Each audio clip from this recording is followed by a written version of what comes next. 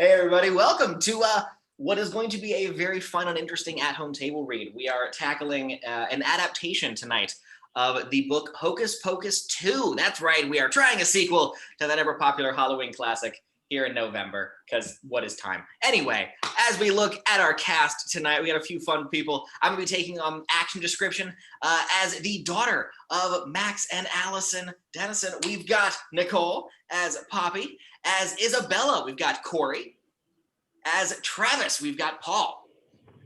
Fantastic. As our hero from the original film, Max, we've got Curtis. There he is down there. As, well, the lead Sanderson sister, Winifred, we've got Lynne. As Mary, Bridget. As Sarah, George. And as another fun character, along with a few others, we've got Eric as Katie Taylor. I'm seeing who that is as this thing goes. But folks, we are in for a fun one tonight, so let's just get started. Hocus Pocus 2, written by A.W. Jantha, transcribed by this dead AF SOB. I accept my fate, though you know not why. You, all of you, despise me for things you believe me to have done. And yet I know that the greatest mark upon my soul was doing nothing at all. The last words of Elizabeth Sanderson, November 5th, 1693. Exterior Salem, Massachusetts day. The sleepy town is all decked out for the spooky season. The town lighthouse sits dark against the cloudy sky. Interior Jacob Bailey High School continuous. Kids hustle around the halls, each outfitted with a different Disney IP. Coming soon, Doctor Strange 3, Witch Bitches.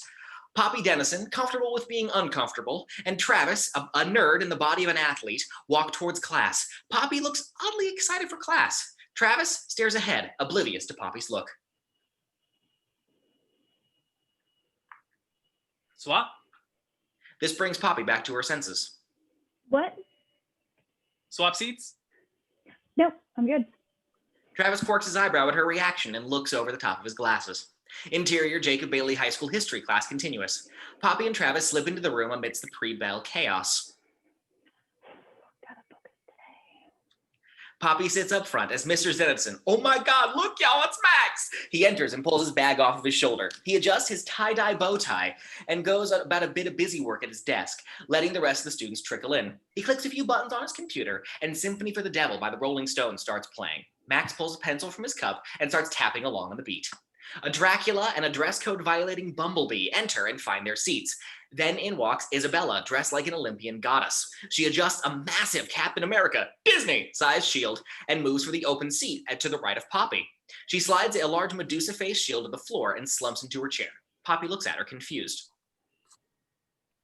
Athena, goddess of wisdom and war. Yeah. Dress up. Drama extra credit. Isabella smiles and tries to stop her shield from rolling away. Poppy's gaze lingers on Isabella for a moment. She catches herself staring before shifting her gaze to Travis. As the last student enters, we realize that Poppy and Travis are the only students not dressed in costume. Travis sketches, oblivious as the song ends on the computer. Max, I can't call him Mr. Dennison, it's too weird. He closes his laptop and stands. Happy Halloween, everyone. You know what happened in October 1777? Isabella raises her hand. Max nods to her. What about October 1693? The class pauses awkwardly. If there's one thing you don't talk about in Max's class, it's Sandersons. I don't want to waste your time with that, Mr. James. More hands shoot up, jumping at the opening. Mr. Dennison, doesn't this relate to the evolution of criminal justice in the autocratic state?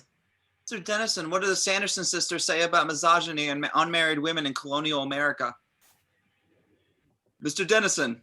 Mr. Dennison. Poppy sinks back into her seat, her embarrassment rising. What about Elizabeth Sanderson? Poppy looks at her confused. Who? Max nods, weighing what to say next. Elizabeth Sanderson. You've done your research, Miss Richards, as usual. Isabella brightens.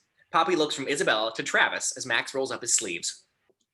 Elizabeth Sanderson is an interesting case.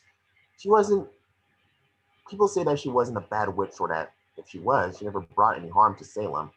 So the trials came for her and her family the way they came for so many innocent lives. It's because of Elizabeth's selflessness that her husband and daughter escaped with their lives. but she wasn't so lucky. It was a classic case of mom mentality, and she was far from the only victim. Class sits for a beat.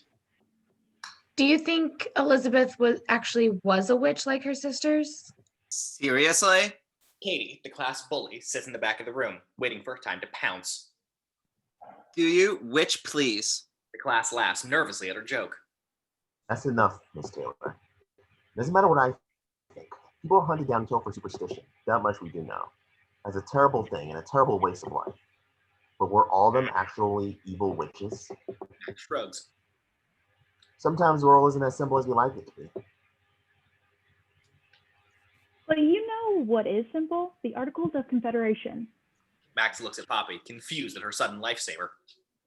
Right. Max crosses to the board and starts writing 1777. The whole class groans. A ball of paper flies up from the back of the room and bounces off of Poppy's head. Poppy turns to see it was thrown by Katie, who waves. Poppy turns back and lifts her chin. Isabella watches Poppy inquisitively. Interior Jacob Bailey High School hallway later. The bell rings and Travis is suddenly out of the door of the room before the bell finishes. Poppy leaves the room and reaches him a few beats later. Pops, you okay? Yeah. Lunch? Travis shakes his head. Maybe Isabella's letting her goddess getup go to her head a bit. It's not her fault. Poppy, Isabella jogs to catch up to them. Poppy groans slightly. Isabella sees the reaction. did I do something wrong? Isabella reaches for Poppy, and Poppy instinctively recoils. She is a little mad. Poppy? It's a long story. Don't worry about it. Well, can I buy you pizza to make up for it? Travis and I brought some. No, I didn't. Poppy gives him a look. He leans in. Free mozzarella, Pops. Can't say no. Poppy looks from Travis to Isabella. Sure, but I have opinions about mushrooms. Cut to interior pizzeria lair. Poppy sits in a booth with Isabella and Travis in an awkward silence. Travis clears his throat. So I found this summer course at Stanford for physics.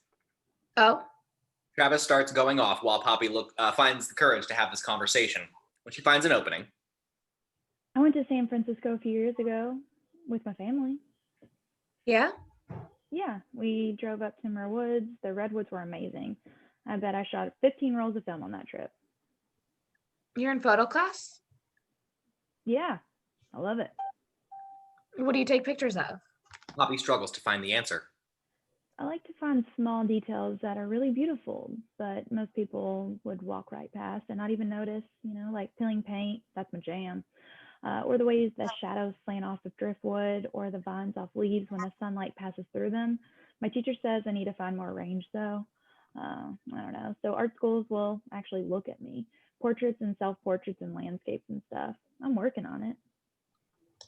And do you develop them yourself in a real dark room? I'll show you sometime. Watching the developer work on the paper, knowing that it's a thin layer of silver that's making the image appear, it's like magic. Poppy looks up and catches Isabella's gaze. I'd like that. Poppy smiles and looks at Travis, sitting back. Job done. So when are you finally going to get on Insta? It's not really my thing. When you use film, you only get a few chances to use the image right. You have to work for it. Being able to make those 1,000 shows of the same thing and use filters without really understanding how the contrast or composition works, it just feels like cheating. Isabella smirks and Poppy realizes she might have insulted her. I mean, it's cool. It's just different. Before Isabella can answer, a server approaches and they order. Interior pizzeria minutes later. The trio eat large slices of pizza. So I'm sorry about today in class. Yeah. Well, it's just my family has a lot of history with the Sanderson sisters. It's complicated. Travis chuckles knowingly. I'm sorry, I didn't know. I'm just genuinely interested in the Sanderson sisters, and I just thought your dad being a history teacher and all, he might know more about them. But I guess it was kind of touchy. The city owns their house, but my nana used to be the museum manager back when there was still a budget for running the place. After the museum closed down, she held on to the keys. Your grandma used to work at the Sanderson house? No way. Poppy, why didn't you ever mention this before? But I'm guessing that's not the complicated part. Poppy locks eyes with Travis. It's now or never. With a glance around to make sure no one else is listening, Poppy starts her family history. So I guess my dad wants to impress my mom. They weren't dating yet, remember? And he lights the candle. No. Yeah. And the Sanderson sisters reappeared. Which ones? Winifred, Sarah, and Mary. And apparently Sarah's real thirsty. So then what happened? My parents and aunt, they tried to get my grandparents to help, but they just didn't believe them. So instead, my dad lured them back into the art annex and trapped them in the kiln. No. Yeah, and my mom turned it on. Because she's a bimp. Isabella laughs caught up in her smile. Anyway, the witches survived, and then they busted down the door, and they kidnapped my Aunt Dani, and then made the potions they could steal or use or something. But my dad drank it instead and rescued her, and the sun came up, and the witches went up in smoke and dust, and I think they turned to stone before or something, but that's the story. Yep, that's the movie, all right. My dad promised me he wouldn't talk about it in front of other people for my own sake, and that's why in class, when you brought it up, I was quick to shut it down. Sorry. Poppy sits there, the story now hanging awkward over the table. It's ridiculous, right? 3 of your family members would disagree. So that's why the kiln is broken. Poppy visibly relaxes. That's what my parents and aunt say. Can't blame the Dennisons for the lack of pottery in your life. I'll let my dad know. Ooh, we're in trouble with the mayor. Isabella swats at his arm before looking back at Poppy. Thank you for sharing that with me, Poppy. The air crackles, almost electric. So, do you believe them? Your parents and your aunt? I mean, they're my family. I feel like I have to believe them, but also, like, really? Isabella laughs. Yeah, I know how that feels. I like that you try to see everything from all sides. You've been awfully quiet, Trev. What do you think? Travis sits up and adjusts his glasses. There's no scientific basis for any of it, except maybe drugs. The candy could have been laced with LSD, or maybe they made up the story and told it so many times they started to believe it was real. No offense, Pops. I'm taken. Anyway, are you coming tonight? How is your mom okay with inviting our entire class to your house for a Halloween party this year? I thought, that she spooked out about the holiday. She insists she's just happy it's been a whole 25 years since the whole Sanderson incident. Well, I wouldn't miss it. There's no way I'd leave you hanging. It's not fair that you're so nice. People aren't supposed to be smart, popular, and nice. What's your weakness, Isabella Richards? Halloween candy. Dudes, hate to break it to you, but we need to wrap it up or we're going to be late for class. He looks for the server. Isabella pulls out her wallet. It's all good. No, I insist. That's the least I could do. Katie Taylor, now dressed like a slutty mermaid, emerges from the top of the booth wall, an evil grin on her face. Coming to your mom's Halloween house party tonight too, Poppy. Wouldn't miss it. Katie gets out of the booth, flanked by her soccer team co-captain, Jenny. Aw, how cute. It's good to see the loser inner circle widening. One more witch, and it's a coven. Katie cackles and she walks out with Jenny. She starts sinking lower and lower into the seat in embarrassment. Poppy, who cares what Katie thinks? She couldn't hold a candle to you on her best day. A black flame candle. Poppy glares at Travis. Do you think they heard us? Well, this is a dumpster fire. Poppy's head slaps down on the table. I'm not going. Pops, you can't miss your own party. You mean my mom's party? This whole thing was her idea, which I totally don't get, since she never even talks about Halloween except to warn me about Waking Dead witches. And now our whole class has been invited, and my dad invited the teachers and school staff. And Katie is going to be there with my family's secret upper sleeve, ready to perform a terrible magic trick in front of everybody I know. Pops, breathe. I mean, if she really doesn't want to go, maybe we can do something else. Nah, she'll come around.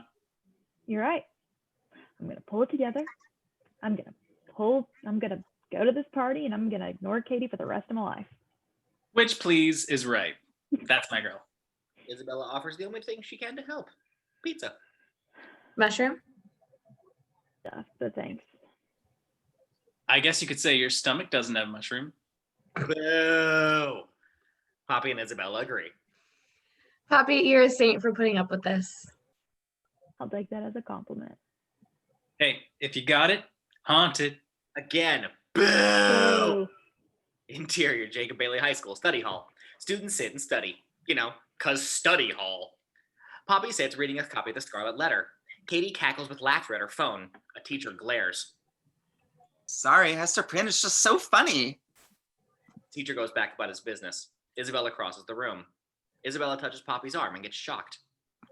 Whoa, you must be mad. You okay? I'm fine. Isabella sits back and pulls out her phone. After a moment, Poppy's phone buzzes with a text from Isabella. It reads, "Don't worry, Katie won't talk. She'd rather hold the secret over you and make you squirm." Poppy tries to relax, but Katie keeps giggling from her desk. Poppy's phone lights up again, this time with a Facebook notification. On the event page for the party, it says, "Can't wait to see all you guys and ghouls. Hashtag real witches." This bitch. Poppy sinks in shame. The bell rings. Everybody out. Happy Halloween. Don't drink the blood of babies. Katie almost floats past Poppy. Kate and I can't wait. Katie, get over yourself. Excuse me? Don't mind if we do. Isabella grabs Poppy and pulls her out of the room. Exterior Jacob Bailey High School hallway continuous. Isabella adjusts her bag and shield and looks to Poppy.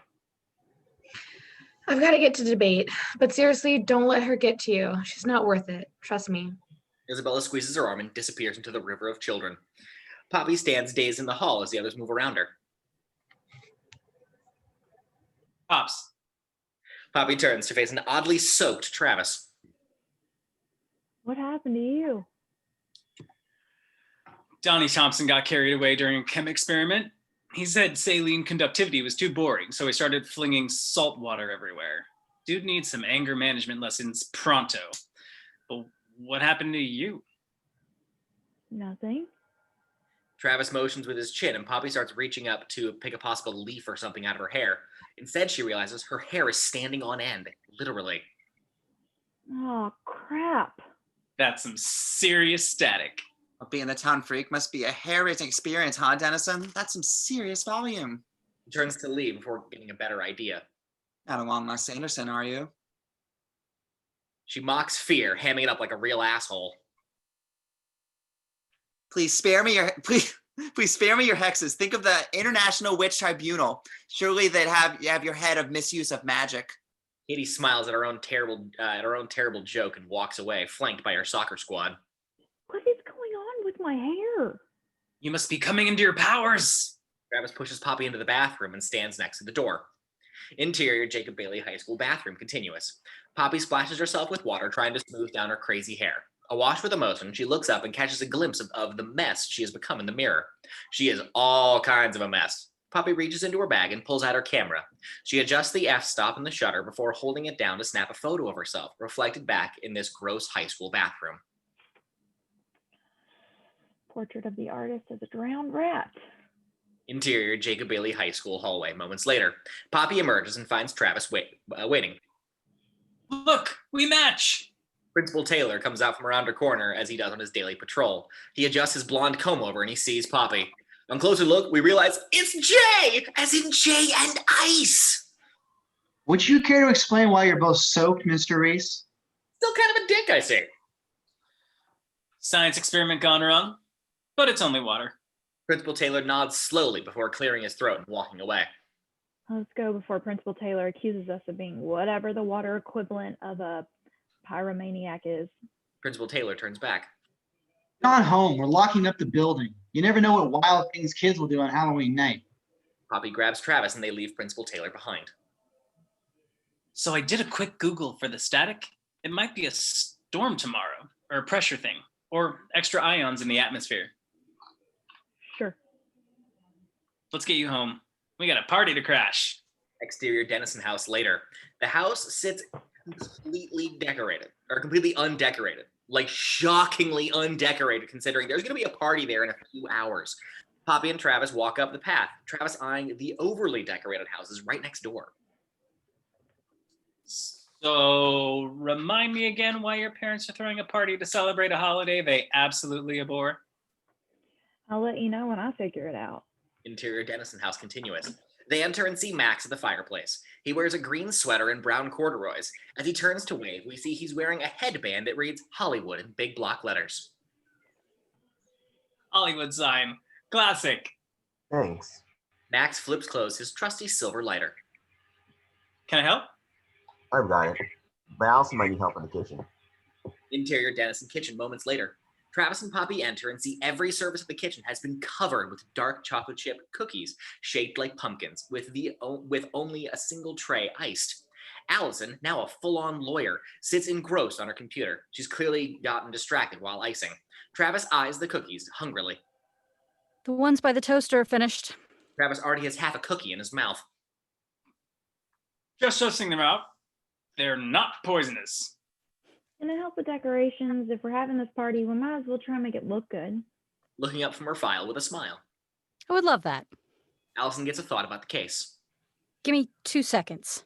Travis pours himself a glass of milk as Allison finishes. She closes her laptop as Travis eats a cookie sandwich. Literally 3 cookies at once. Allison looks up and notices Poppy. Oh, Poppy, you're soaked. Yeah. Saline conductivity. Okay. Oh, Poppy, it's a blood moon tonight, so I want you two to be more careful than usual, okay? Mom? What? The blood moon could amplify magic. Mom! All I'm saying is that it's nights like this that make me wish we knew where Winifred Sanderson's spellbook had gotten to. Mom. I know. Some kid probably picked it up, but what if it's still tucked away in a trunk somewhere and someone finds it and reads from it? It's not safe to have that thing roaming around. Mom, it's not roaming around. It's a book. Is that why you're throwing the party? What? Travis pauses mid-bite. This whole party. Isn't it enough that you try to get the Sanderson house condemned and locked up and the black flame candle in the safe? Do you have to humiliate me and play Big Brother too? You're throwing this party to keep me and my friends from getting beamed up into this blood moon or whatever you think is going to happen tonight. Travis bites down with surprise. Silence hangs for a beat. Okay, I didn't deserve that. But you have a point. Yes, I'm trying to make sure as many teenagers as possible are otherwise occupied, including you and your friends. But I promise, I never intended to humiliate you. I just want to throw a party and give all your classmates toothaches while keeping anything bad from happening to you. Is that so terrible? I promise they won't realize that your mother is a little superstitious, or that your father and I and your Aunt Dani believe in witches and zombies, okay? Or have I already embarrassed you? Allison is a little hurt. Poppy shrugs. No, you don't embarrass me. Besides, it's just Travis. Bird. But you're afraid I'm going to say something weird tonight in front of all your classmates. Well, yeah. Allison moves to her. I get it, Poppy. I do. I promise I won't say anything I wouldn't want my mom to say to me as a teenager. Thank you. Allison breaks off half her cookie and hands it to Poppy. Now, get some sugar in you. I need volunteers for pumpkin duty. You didn't think the house was going to be decorationless for the party, did you? Hey, and maybe save some cookies for our guests? Interior Dennison house, Poppy's room later. Travis and Poppy decorate ghost pops. The light catches Travis well through the window, and Poppy snaps a photo. Is that for my fan club website? The Shuey. The Shuets? The Shuets? Yeah. Hey, I'm sorry about my mom. Family. Happens to the best of us. Poppy tries to open more reference photos, keeping Isabella's open Instagram page out of Travis's eyeline. You should just set it as your homepage. Haha, very funny. Hey, why do you think Isabella's been hanging out with us all school year? Travis holds up his ghost pop. Bouillonce.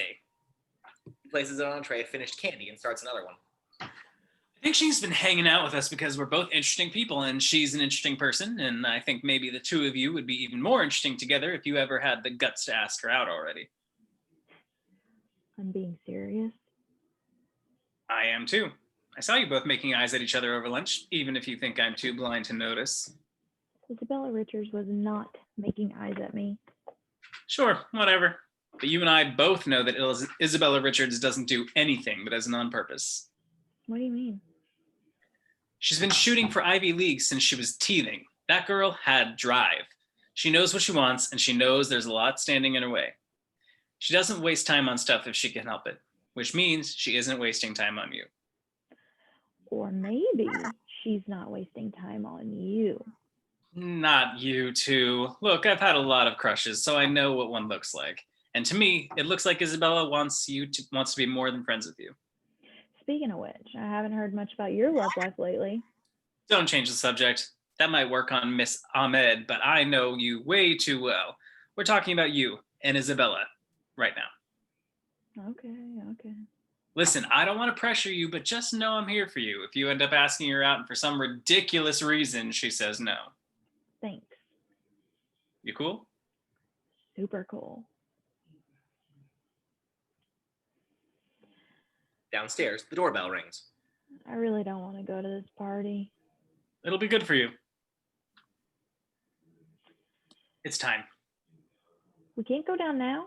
We'll be the sad people who get there too early. Poppy, it's your house. You can't show up late to your own party. What'll you tell people? Traffic on the stairs? He grabs a duffel bag and unzips I it. know you're not big on costumes, but you'll be the only one down there without one. He hands her a large witch hat with a red brim. My mom made it for you. He hands her the hat and a small red, black, and gold mask. You're an undercover witch. One of her top sellers. Poppy takes the mask and runs a finger over the intricate design work. I love it. It's gorgeous. But my mom will kill me if I wear this. I mean, a witch? Live a little. She's throwing a party to celebrate 25 years without witches. Show her you're celebrating too. He shoves the hat onto her head. It's beautiful. Thanks. Look, we both know you had words with your mom earlier because you feel guilty about Katie overhearing you. But guess what? It happened, and unfortunately, time travel hasn't been discovered yet, so you're gonna have to live with it. Own it. He hands her a hand-whittled wand. Keep calm and carry a wand. Or, try using it to turn Katie into a frog if things get really desperate. And don't worry, I got your back. Thank you. You're the best, Trav. Travis grabs his own bag and shovels out of the room. Poppy turns back to the mirror and straightens her hat. Let's do this. Interior Dennison house later. The party is underway and it looks amazing. The whole house looks like a spirit of Halloween. Huey, Dewey, and Louie chat with Mary Poppins in one corner, cause Disney! While a handful of adults dressed like different presidents are circled in the other room. Hamilton! Poppy moves through the room, camera hanging around her neck. Out of the corner of her eye, Poppy sees the front door opening and Principal Taylor enters. He's dressed like a classic ship captain.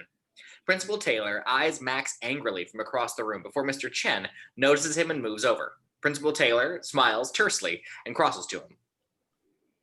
Surprised he's not at the lighthouse. He can't turn down an invite from your mom. As if on cue, Allison sweeps down the stairs wearing a chic black hat over a platinum blonde wig. Mom, who are you supposed to be? Gaga. Ooh la la, right? You look gaga in the best of ways, Mrs. Dennison. Thank you, Travis. Have another cookie. Poppy, why don't you start a game of charades? The cards are on the coffee table. Poppy looks less than enthused. I thought it'd be fun, but if it's not all that, you don't have to play. I'm sure it'll be a blast. Oh, your Aunt Dani called. She's running late. As usual? You look beautiful, by the way. Yeah? Travis got it for me. You don't think it's too witchy? It's perfect. Now, go have fun. Interior Dennison house minutes later. Poppy turns and sees Katie enter through the front door as a zombie soccer player along with Jenny. I'm gonna go get more cider. Poppy heads towards the kitchen and nearly runs into Isabella. Has she just been hovering this whole time? Isabella still wears her Athena costume with a small object under her arm. Poppy is so caught up in seeing her that she's missing what Isabella is saying to her mom. I don't know about the spirit board. I know it's a board game and all, but it's a blood moon tonight, which could amplify magic and psychic connections. Maybe just play some charades instead. Duly noted, Mrs. Dennison. I just thought it'd be a festive game we could play.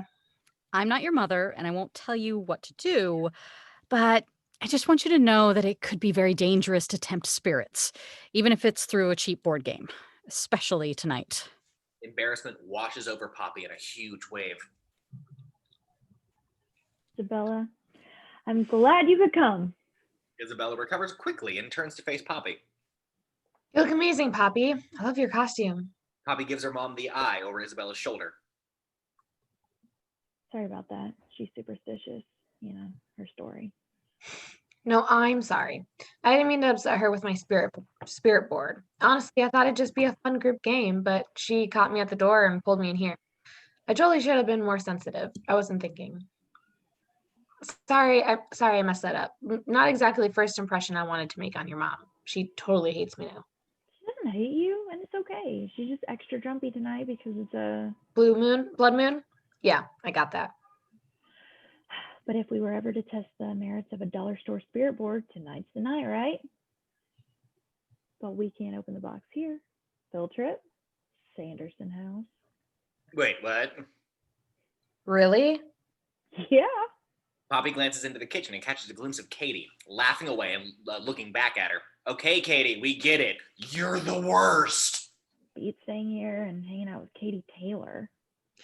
Ditching is pretty much at the top of the list of things I'd like to do right now. Plus, Sanderson house on Halloween? Poppy, you're a genius. Poppy, did you even watch the original movie? Great, let me go get a jacket. Poppy turns and nearly runs right into Katie. Katie steps back and smirks as if she just heard everything. Katie laughs loudly and walks away. Travis stands next to the girls, dressed like a cryptozoologist, unicorn horn and all. Why is she so awful? You've been tailored. She always picks one person to make miserable. Have you ever been tailored? I haven't, but a buddy of mine rejected one of her midfielders. Poor guy. Maybe her dad told her it was time to continue the family legacy of bullying. Yeah, we are creeping up on graduation. Isabella approaches. Poppy, are you ready to go? I feel like we've reached peak Taylor. Where are we going? Poppy sags. The Sanderson house. I have a spirit board. Your mom will be so pissed. Katie laughs loudly from the other room. Okay, point taken. Let's go. The trio walks towards the door right into Katie's path. I see your basic witch. Cute. Poppy eyes Katie's soccer uniform. And you're offensive? Nice one, Pops. I'm a fullback from the dead. Isabella can't help but laugh. Katie shoots stares at her. I'm surprised you're not hiding from the Sanderson sisters. I hear they're back and they're hungry for Dennison blood. Katie's friends giggle. What are you talking about, Katie? Oh, Poppy hasn't told you? Her family believes in witches and zombies. Like, they legit think they brought the Sanderson sisters back from the dead 25 years ago. Her friends erupt in laughter. Jenny high-fives Katie. Stop. If you think her family's so nuts, why are you here? To live stream the freak show, of course. My fans love it. Standards for entertainment in Salem are low. Hey. Matter here. Kitty, go get some cider. That's what passes for cider here. No thanks. Besides, I'm just catching up with Bella. Isabella. And we're not tight, Katie. Katie almost imperceptibly winces. Sure, whatever you say. Katie leaves in a huff, followed shortly by Principal Taylor. Let's get out of here. Yes, let's. Sanderson house? Sure.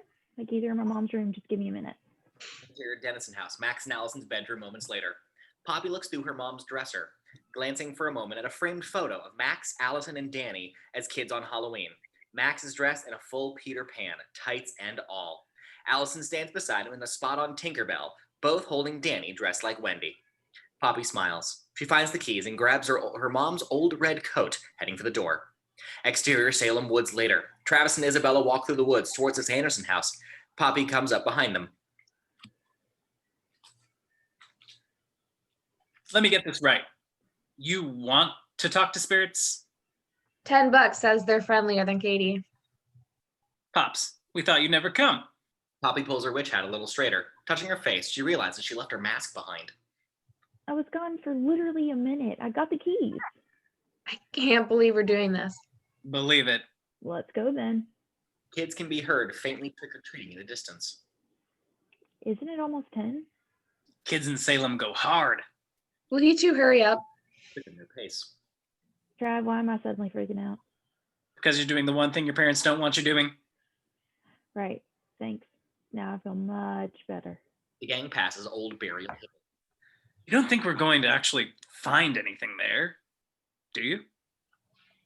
Definitely not, but if getting into that grotty old 25-year-old catalyzed the world's most bizarre love story for my parents, maybe there's something to a healthy dose of Halloween hijinks.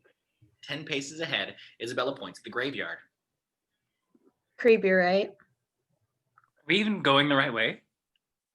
The Sanderson house is just on the other side of the graveyard. Let's just cut through it. Unless you're both two chickens. Gumption. I like it. Oh, gum. I'd like a piece, please. Boo! They turn through the graveyard. So, Bella, huh?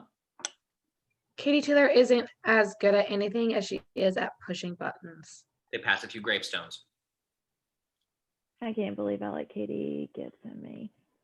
I can. You care way too much about what other people think. I know, but it's not like I can just turn it off.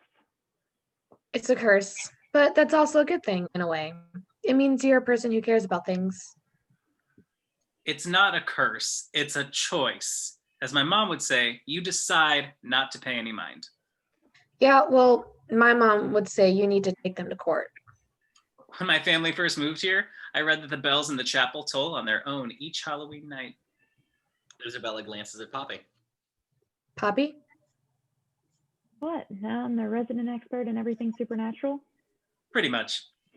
Never heard it ring. It's supposed to wake the spirits and let them regain their bodies. An owl hoots and they all jump.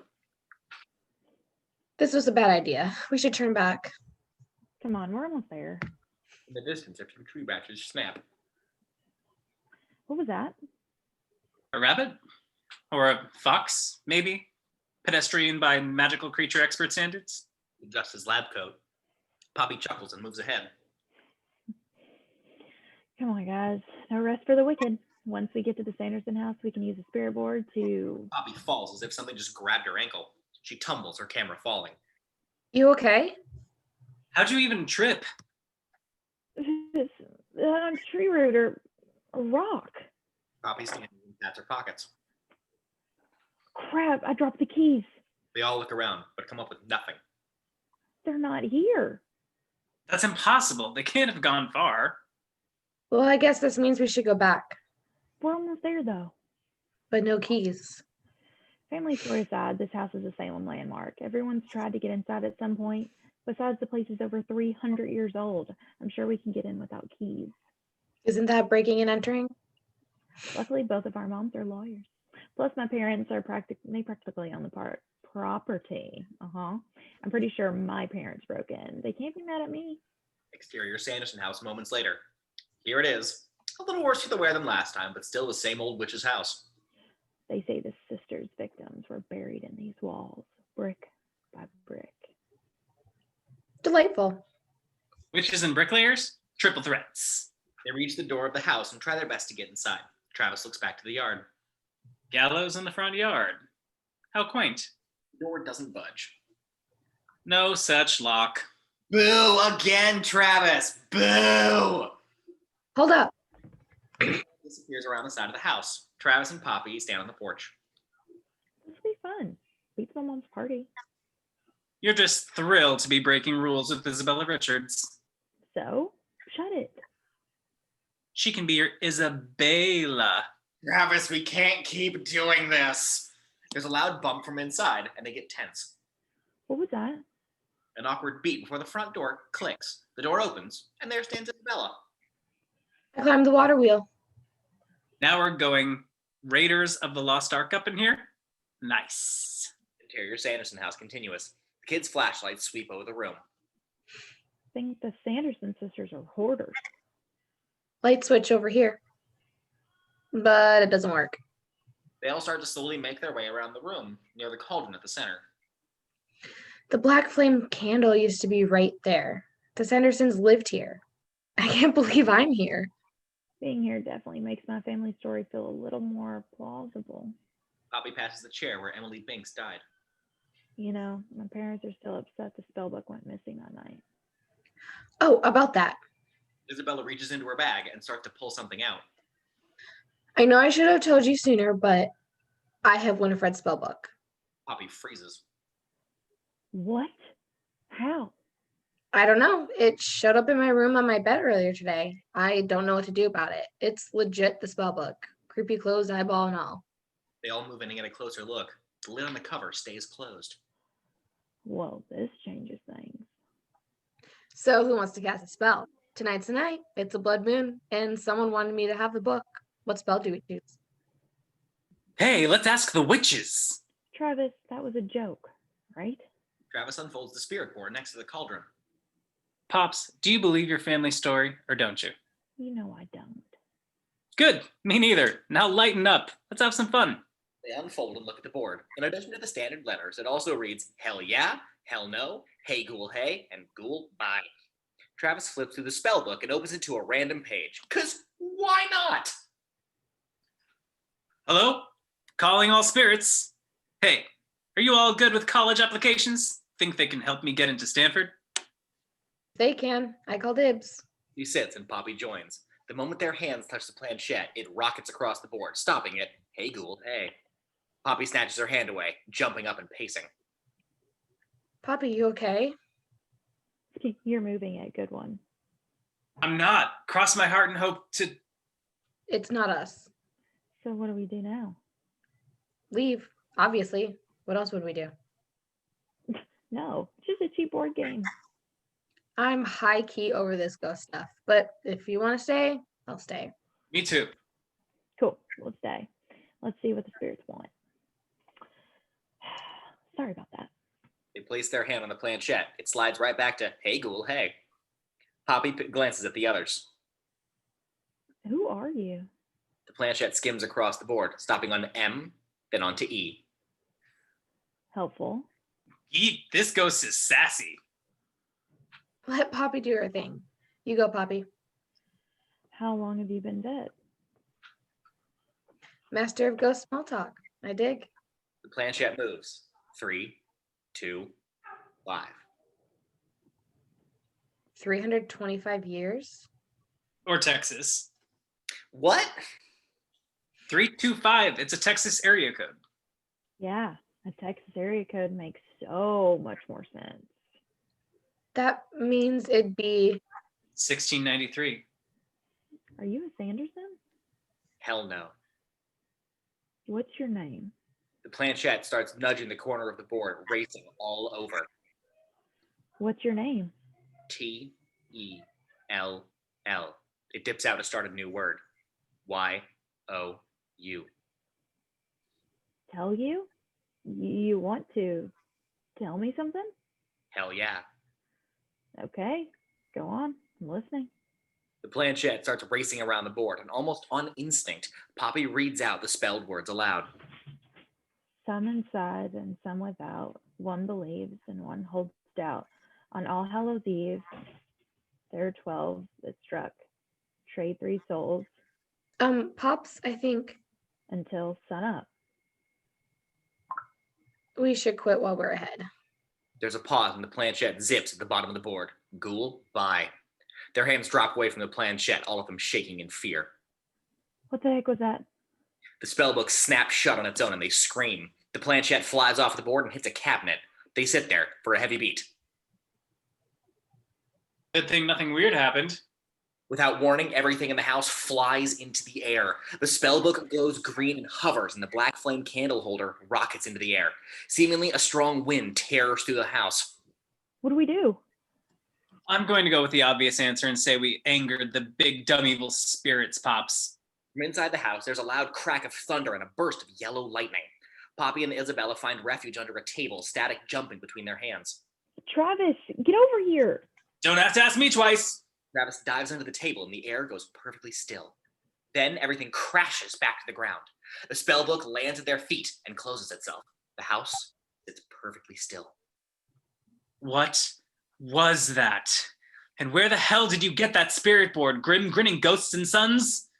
Hello? Did you not see when the spellbook was floating in the air and glowing? What spell did we just read? Isabella flips through and looks at the spell. An exchange spell? What's that? So let me get this straight. We read a spell from the book? How did a spell from the book? Isabella opens her mouth to speak, but stops when she hears the wooden slats of the porch creaking under slow footsteps. The door rattles and the door swings open. A figure fills the doorframe, backlit and towering. Fire-red curls are haloed by moonlight. Holy hell, can it be? Tried to get in the loft and down to the water wheel. I'm not about to die for you. Shh. The figure steps inside and two more thunderous sets of footsteps come up the porch. The first figure reaches in the dark, looking for something important. Click. The lights come on. Travis shrieks. Isabella winces and Poppy instinctively flips over a table as a barricade. Dust flies everywhere. Poppy, what are you doing? Poppy stands, spitting dust, and sees Aunt Dani, dressed as the Queen of Hearts, flanked by Max and Allison. Oh, thank God. Isabella stands and hides the spellbook. Allison crosses the room straight towards Poppy. Aunt Dani, this is my friend Isabella, and Travis is hiding behind the table. Travis simply waves from behind the table. Poppy kicks him. I told you, I'm not about to die for you. Dani glances at Max and Allison and pulls her wig off. The thing was giving me a migraine anyway. Dani crosses and shakes Isabella's hand. Awkward, since Isabella is still holding the spellbook. As she shakes her hand, Dani leans over to Poppy. They're angrier than they look.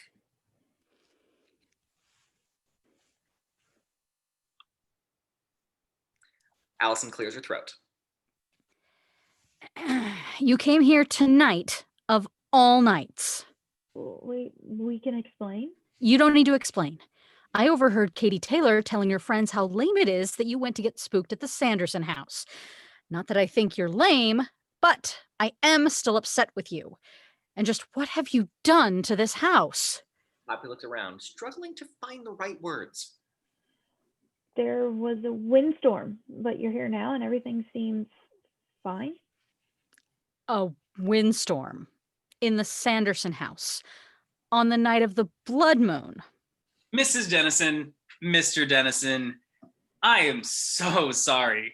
There was a cat and we were lost and we chased it through the gate without even realizing where we were. And do you know how surprised we were to end up in here?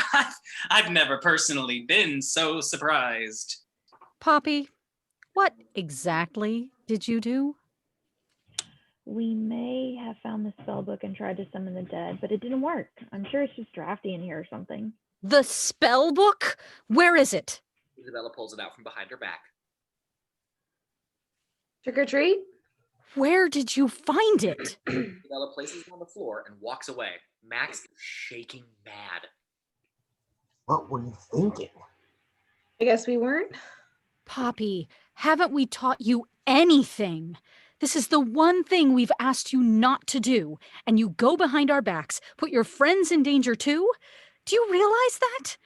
Oh, Max, I have a very bad feeling about all this. Okay, Max. We didn't exactly heed the warning about coming up here to flip through the books and let virgins light candles. I seem to remember being overruled 25 years ago about coming into this creepy house. Wait, no one lit a candle, right? Poppy shakes her head. No. Dani breathes a sigh of relief. That's not the point. Exactly the point, Max. Tell him, Allison. Allison looks to Poppy, definitely hurt. Sorry, I know we shouldn't have come. Oh, Poppy, we're just glad you're all okay. Love you so much and couldn't bear it for anything. Allison looks shocked for a beat. Then, he's gone. Just gone. So is Dani. Max disappears mid-step. What? In the midst of the house, there seems to be a rip in the air. A pair of hands with long fingernails come out of the tear in the veil, pulling herself through. With an indignant huff, she squeezes through and hikes up her long green skirts. A new slit in the world opens and a tall black boot emerges, followed by a blonde in a red and purple skirt. A third tears open and a plumper woman forces her torso through. She clutches for the blonde and uses her to get herself through. With a pop, they all emerge and the tears close. The women look around, grinning. What the hell? The redhead figure turns to take in Isabella, Poppy, and then Travis. She grins wider and wider. We're back! The Sanderson sisters cackle back once again. Mary licks her lips and Sarah eyes Travis up and down. What have we here? Something tasty? What did you do to my family? Do? Why, I've been in hell, sweet girl, where your family is now. Wait, what? It's not all it's cracked up to be. There's not much to do there. No doing it all. Sarah prances over and starts feeling up Travis's arm. He pulls his arms away. If there was any doing, it was all you, my dear. We heard your siren call from the other side. It was a lovely invitation, sweet girl. So here we are. Now, where's dinner? He eyes the kids hungrily. I didn't mean to bring you back. I didn't even know you were real. And now my family are I didn't mean to read the spell. You tricked me. Not I. No, it was my book. Book! Where are you, my darling? Your book? What book? I know my dear sweet book is here. It has called upon us with its spell and tricked you into reading it. You've got it, don't you? Yes, it's time to show you my favorite trick. Trick. You horrible. Green lightning crackles from Winifred's fingers and strikes across the room. Poppy's red coat catches fire and she tosses it off. Poppy raises her camera. Here's a trick for you. She presses the shutter and the ball blazes into her eyes. Winifred swings out, striking at Poppy. Travis grabs Isabella and sweeps Poppy out the door. Isabella lags just steps behind. Exterior Salem Woods. Travis and Poppy run scared. You okay? Isabella, where is she? She was right here a second ago, wasn't she? Poppy turns to look back at the house. She's still inside. We've got to go back for her. If we both get electrocuted, we can't help anyone, including and especially your family. Hell, right. But Isabella, we have to help. The witch's laughter can be heard from overhead. Travis and Poppy hide in the bushes. I remember this wretched town, back on Earth for a third time. What Mother would say if she could see us now. Sandersons Mother. together and bow their heads. Mother. Perhaps she can return if things go according to plan. But first, we have things to find, sisters. The spell book. The blood moonstone. I smell children, Winnie. Hush, Mary. The whole world smells like children. It is Halloween night and we're in for a treat. Winifred hurries down the road.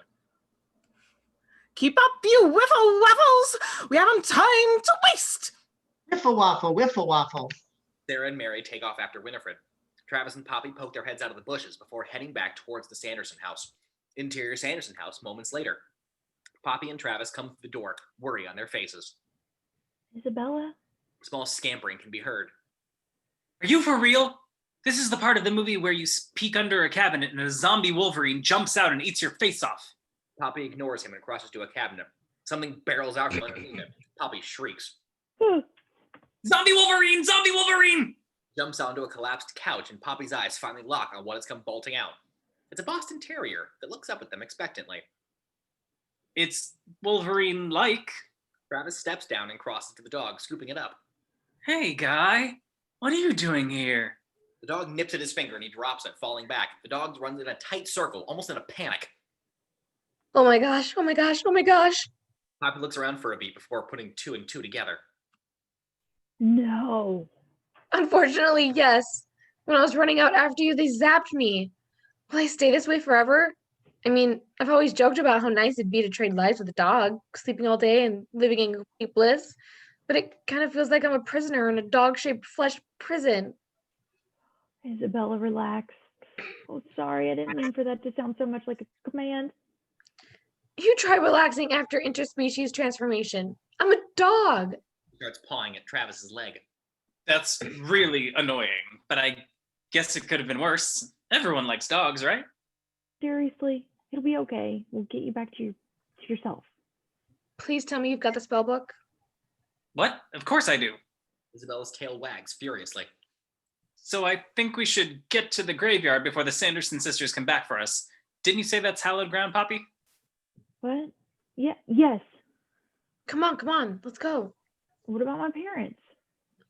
Poppy, we're smart. We're capable. We can get them back together. Trust me. But first we need to come up with a game plan. Now come on. Travis is right. We'll be safer in the graveyard. Exterior Salem Woods moments later. Travis and Poppy struggle to keep up with Isabella. Oh, I get it. A Boston Terrier. Because we're in Massachusetts. Do you get it? Seriously, not the time. As they approach the gate, they see the Dennison's van parked by the gate. They run over and try the handle. Locked. Exterior Salem Graveyard moments later. Poppy rushes through the gate, her hands trembling. Oh God, oh my God, you guys, what am I gonna do? What have we done? Poppy, we had no way of knowing that any of this was even real. It's not our fault. We'll get them back. I wanted to come down here and read that stupid spell that Winifred's book fed us. I should have listened to my parents. They were right, and I'm an idiot. We can still be spotted from the road. Stop at Isabella. Why did this happen? Why did the spellbook find you? Why did it work? Do you know something we don't? Isabella sits.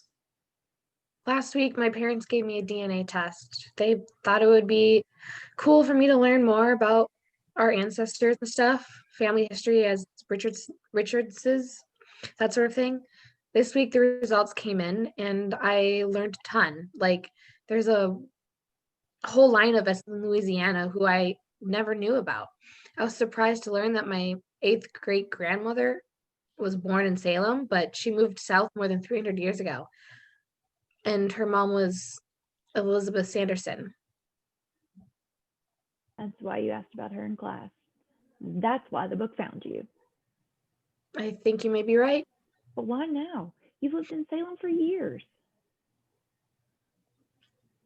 I know, no idea. Your guess is as good as mine. So what, you're a witch? Isabella scratches her neck with her back leg. Having 4 legs is exhausting. Who knows what I am? Right now, I'm a dog. But I thought being related to the Sandersons was this cool, kind of interesting thing, you know? Some fun face I could use as an icebreaker. Fun fact.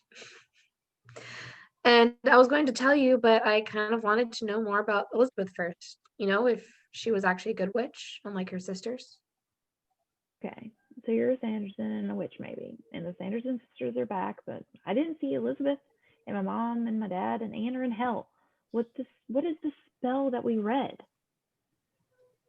Travis flips through before Isabella steps a paw down on the page.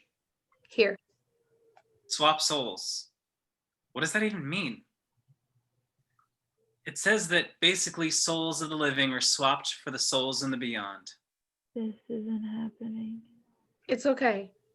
No, it's not okay. My family is in hell and you're a dog. Isabella looks back at the book. Wait, there, in the book. It says the spell breaks at sunrise. What? On All Hallows Eve, ere 12 is struck, trade 3 souls until sunup.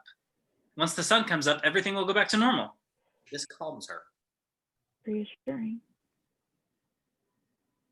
And you heard the witches. Not a lot happens in hell, apparently. Your parents should be safe and sound in the meantime. Hopefully. Yeah, but I don't think those 3 witches are here for a one-night joyride. Last time they tried to eat kids, Poppy. No matter what, we can't just let them get the spell book back. As long as we have the spell book, we have all of the Sanderson spells. And if this spell breaks at sunrise, we only have to keep them distracted for a few more hours until they get sent back to hell and my family comes back. Are you sure about this? I think so. But if you could help me figure out how not to be a dog anymore, that'd be cool. Of course. Oh, not quite that simple, I'm afraid. They all turn and see a small girl and a taller boy, both pearlescent and emanating warm light. Binx? Binx smiles. Hello, Poppy. Guessing your dad is no longer a virgin. Gross. Gross. She beat me to it by 1 second. Binx tosses the Sanderson house keys to the ground. I tried to warn you to turn back, but it looks like the hint didn't really materialize for you. Emily smiles at them.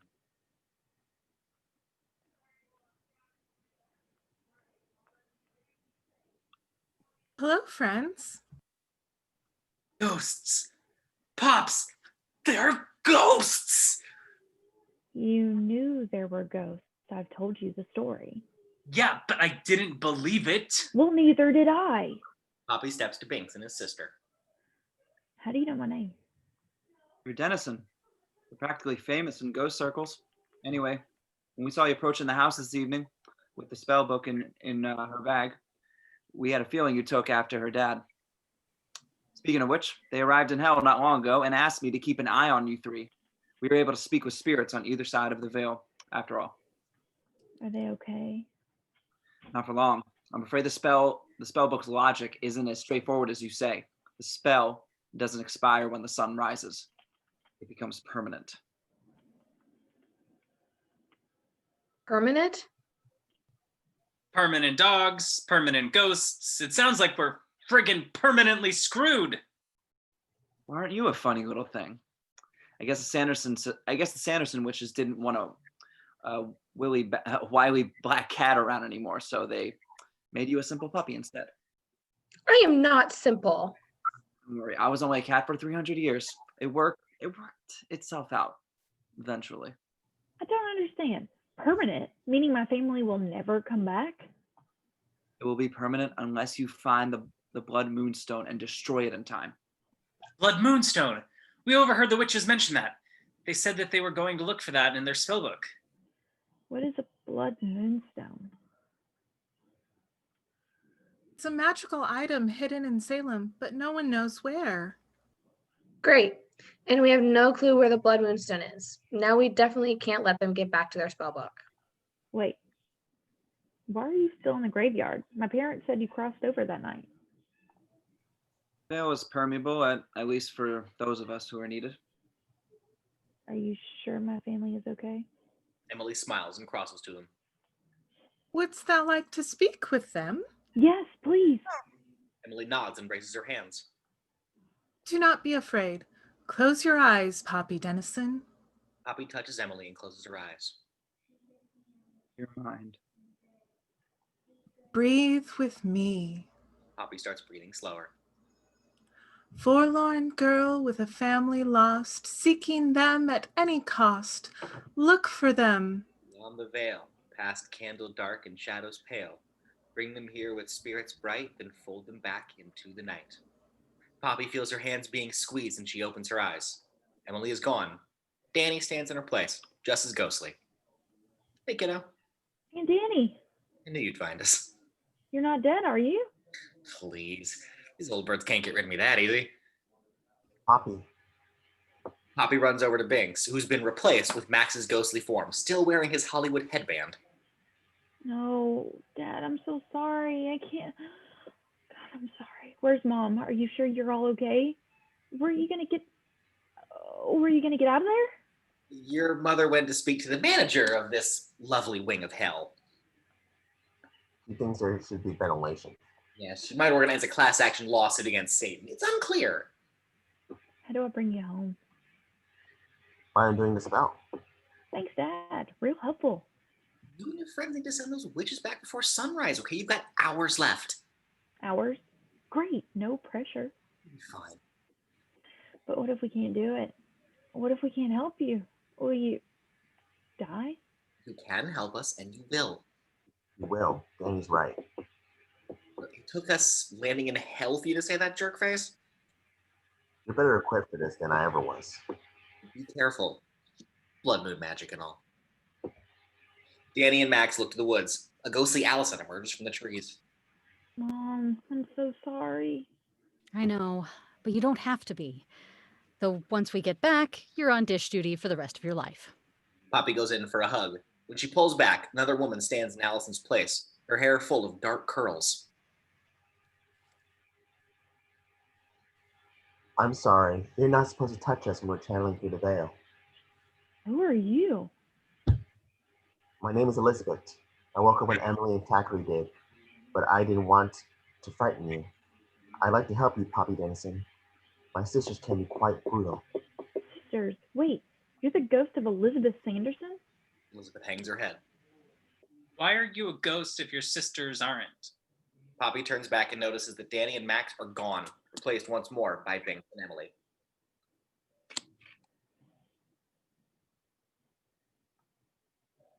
When one's purpose is incomplete, work left undone has a way of keeping the dead around to return to serve the living. Perhaps you're my purpose. Another ghost. A witch ghost. 4 Sanderson sisters. Sanderson was my mother's name, and my sister's, and yes, mine. I kept it as long as I was alive because I wanted to show that a name doesn't define who you are. Poppy closes her, eyes her throat, where she notices a deep, angry bruise. No, it didn't quite work out. Sisters!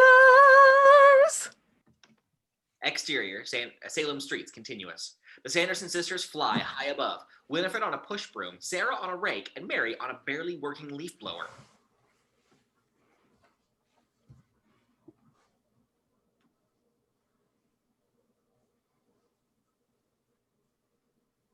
Winifred. Winifred.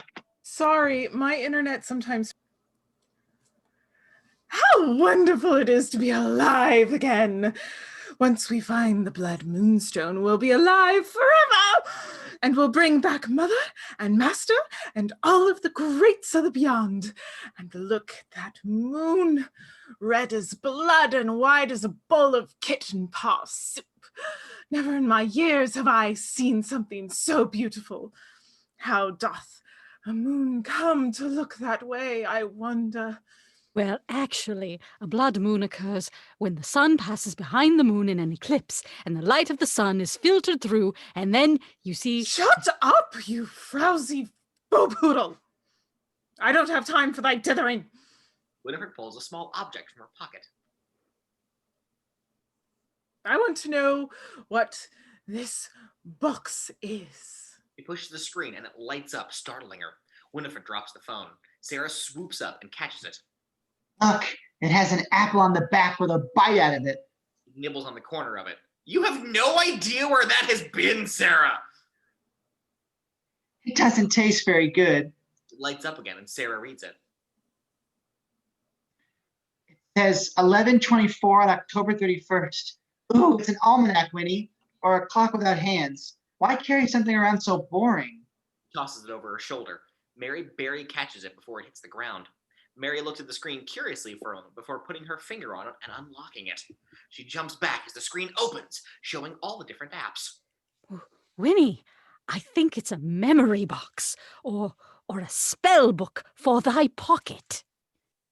Spell book for thy pocket? Why would one ever want a thing like that? But look! Mary pushes a button and the app opens. The screen is filled with porn. Yes, porn! Big slices of bread, toasted, covered with a sunny side up egg and small slices of avocado. Big old food porn. I'll just boo myself. See? Didst thou see? Memory box. I wonder, sister, could it have a memory of where the blood moonstone is? Winifred pushes the egg photo and it zooms in. She gets frustrated and starts tapping everywhere until it chimes.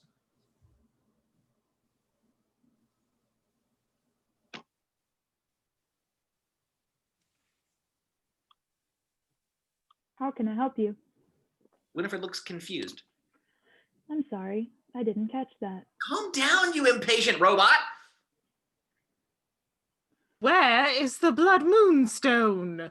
The phone thinks, there's no way it's gonna be able to find that. The Oracle Stone is located at the Oracle Store, 1416 Central Street, Salem, Mass. 0944. Sisters! He floats back towards her sisters and gives each of them a light slap to refocus them. We have some place to be. Exterior, Salem graveyard, same time. Elizabeth looks down as Emily tugs on her dress. Elizabeth smiles. Are you okay, my little flitter mouse? You're very brave to channel or dare Miss Poppy just now. Yeah, we're in a bit of a rush to figure out a way to send the Sanderson sisters back, so if you could... Poppy elbows him roughly.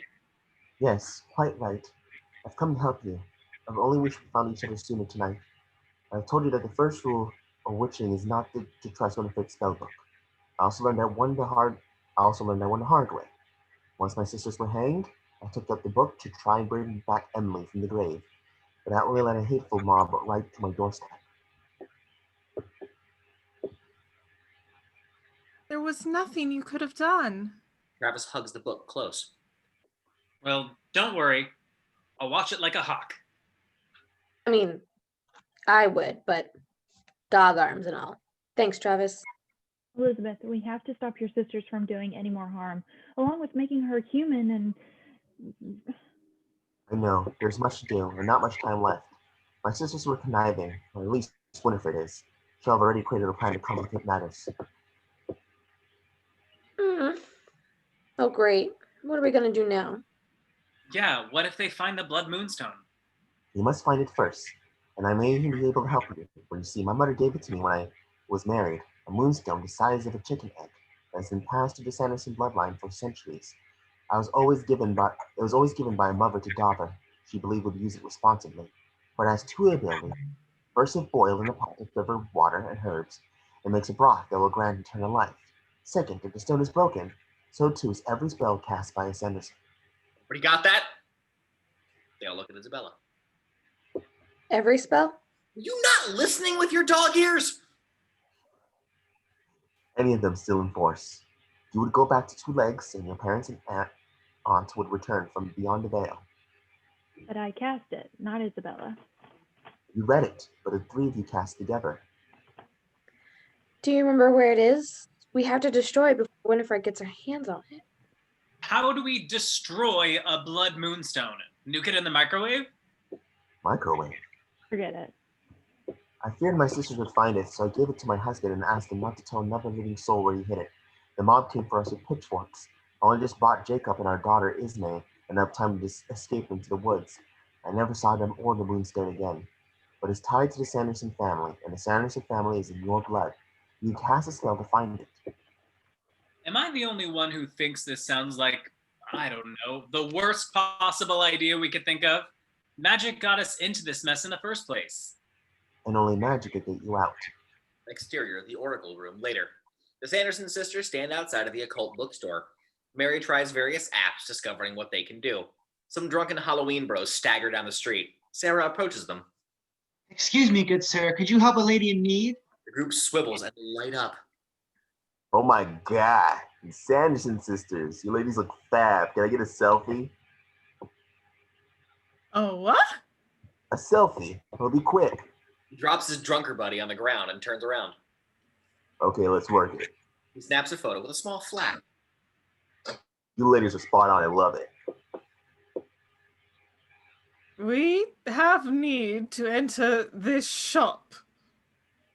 They're open in the morning, but come early. They're packed day after Halloween. He staggers off. I put a spell on you, and now you... Hooligans. Beautiful hooligans. Winifred crosses back to the storefront and uses her lightning to blow open the lock. She enters and roots around. Isn't here. That memory box lied to us. Mary approaches timidly with the phone. Winnie, the box. I believe it summons. I will not trust that blasted chattering box again. Sarah, come. We'll have to find the house of that traitor's bottom dweller of a sister, and we'll turn it inside out. But Winnie, it's been 300 years. What if her house does not stand there anymore? And 300 years later, our own house stands the same, does it not, Mary? Yes. Well, except that everything is broken now, thanks to the... Enough! Enough! But what if Sarah could call the children through the box? Winifred freezes in her tracks. Sarah can already call the children, you dalcup.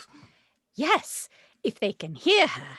But what about the ones who are too far away to hear her sing? Sarah slips a ring from the shop onto her finger. Go on, Mary. What if I am wrong and thou art not wrong? Is this thy meaning? Yes, no. Of course not. They leave the shop and Winifred looks for her ride. Our brooms! They're gone! We shall find more brooms. I'm always just the sister on the outside. I'm always just the sister without a ride. He looks up to the door and continues singing. I can't see past that lock inside your eye. Around her, various stones float. Is Mary a Disney princess? I can't tell what you're scheming tonight. I don't know where I've done you wrong, but I'm not slow. He looks towards her sisters, who can't seem to see her in full-blown musical unfolding. Oh, this ain't love. Oh, Winnie, I know. He moves outside, the gems still floating around her. Ever since your first words and your first hex, long before your powers and your projects, you always thought you're better than me. You're top dog and I'm the flea. The music in Mary's head builds to a crescendo as legit musical instruments join in the floating. You might not want it to be true, Winnie, but I'm more than what you see in me, Winnie. Tonight before sunrise, I'll push back on your lies, and I'll be more than a bore. Oh, so much more than you thought I'd be, Winnie. I'm taking a stand. Tonight's the Mary Show. Someone clears their throat impatiently. The objects clap all around her. Art thou quite finished? Yes, Winnie. Sorry, Winnie. Good. I have a plan. Winifred looks to Sarah. Get to work. Sarah crosses to a drunk guy on the table. Well met, good sir. Hi. Wouldst thou explain to me how this contraption works? Exterior Salem graveyard, same time. The crew, ghostly and living, stand around trying to figure out a plan. So you're saying we need a fragment of bone? Poppy's phone buzzes in her pocket. Poppy pulls it out and looks at the screen, confused. Where's your phone? My phone got left behind in my peacoat when they turned me into this magnificent creature. Well, you're calling me. What? I don't even have opposable thumbs. Poppy shows Isabella the phone. Isabella's dog head cocked to the side. Poppy, where's that photo from? I like it. I didn't know you took it. It's a cute shot of Isabella in a woolly sweater on the beach. And I thought you didn't like taking photos on phones. It's convenient. It's okay. It's a nice picture. I'm glad you took it. Poppy blushes a little as she answers the phone. Hello? Poppy, that might not be... And Isabella's voice fades away quickly. The world starts to take on an odd hue as words float through the receiver. Little children, I'll take thee away. Poppy falls back to the ground, surprising Isabella and Travis. Travis grabs the phone and tosses it away, instantly pulling Poppy back to focus. No phone for Poppy. Why did you do that? Give it back. Isabella crouches beside them, taking Poppy's hands. That was the voice of my sister, Sarah. I know it anywhere, but how did she speak to the thing? Poppy isn't quite sure how to answer. Sarah has a gift, but all her life she used it selfishly. Travis's phone rings in his pocket. Isabella? They took your phone and they're working through my contacts. My recent calls. Oh no. My mom? My dad? I'm sure they're okay. Can't think about it right now. How did they get it to work? There's a lesson about lock screens in here somewhere. Thank you, Travis! Super helpful! They look at the ghosts, who are still stuck on the magic light-up box with voices thing. These phones allow you to talk to people far away. You can even send written notes and photos. Binx looks confused. Oh, right. They didn't have those when you were around. Never mind. The point is, Sarah is calling people I know and trying to cast a spell on them, but I don't understand why. Poppy, didn't you say that the last time they flew over Salem to cast a spell on everyone? Doing it one by one? Isn't that slower? I don't know. Hearing it made me want to sing it to all of you. Maybe it's like some game of telephone, but with her spell. It's a good thing you didn't let her finish. Perhaps, but if Winifred is involved, there is some other scheme in play. We must find that moonstone, Isabella, or my sister surely will. Find it and destroy it. Show us how to cast that spell you were talking about. Well, we must first find a fragment of bone along with the fruit of the earth, leaves, disease, and a bed of soil. We're going to make a great witch one day, you know. You already got to do cunning and bravery. It's a good thing, too. You're going to need them both. Your Salem Woods later. Travis and Poppy return to the dirt circle with a handful of supplies, and Isabella returns with a small splinter of bone in her mouth. Where did you find that? Actually, you know what? Forget I asked. Poppy drops a handful of berries into the mix. You need to add a piece of yourself to it. Winnie would recommend blood, but I think that's a bit too morbid, don't you? I've been shedding. Oh, will that work? We shall see. Poppy adds a few of the hairs into the potion. My mother taught me a spell after she gave me the moonstone so that I might always be able to find it should I ever lose it. But she made me swear never to tell Winifred or the others. It's not in the book. Elizabeth bends down and whispers instructions to Isabella. Blood of family, blood of stone, over, under, backward roam. On mountain high and graveyard deep, show me where the moonstone sleeps. The leaves and twigs rearrange, changing into a small map of the town. The bone tumbles down end over end until it stops and digs into the dirt like a pushpin. That's where the blood moonstone is. Poppy crouches down and looks at the map. Where is that? Winter Island? Yes, Winter Island. There was a fort defense for the town, and now dozens of ships pass through there every day. It's a park now. People go there and camp and vacation. A park with a lighthouse. Doesn't Principal Taylor know all about it? Even if he does, what are the chances he'll help us? He's not exactly our biggest fan. Poppy, Principal Taylor might have been a bully in high school, but he's not a monster. Hope not. You know I'm right, as always. And you're gonna be the one to ask him, since you can remind him what a jerk face was to your dad. You know, maybe we should go check on the Taylor's place. Besides, I saw Principal Taylor leave our party. I bet he's home with the lights off, keeping trick-or-treaters away if he's not already asleep. I know a shortcut. Travis and Poppy share a look. Katie and I used to be friends. What? It was a long time ago, like when we were kids. All right, we'll revisit that bombshell after November 1st. But Katie Taylor? Really? Not that I'm judging you. Poppy shoots him a look and then turns to Isabella. Ride or die, right? You really just say that in front of ghosts, Poppy? How rude.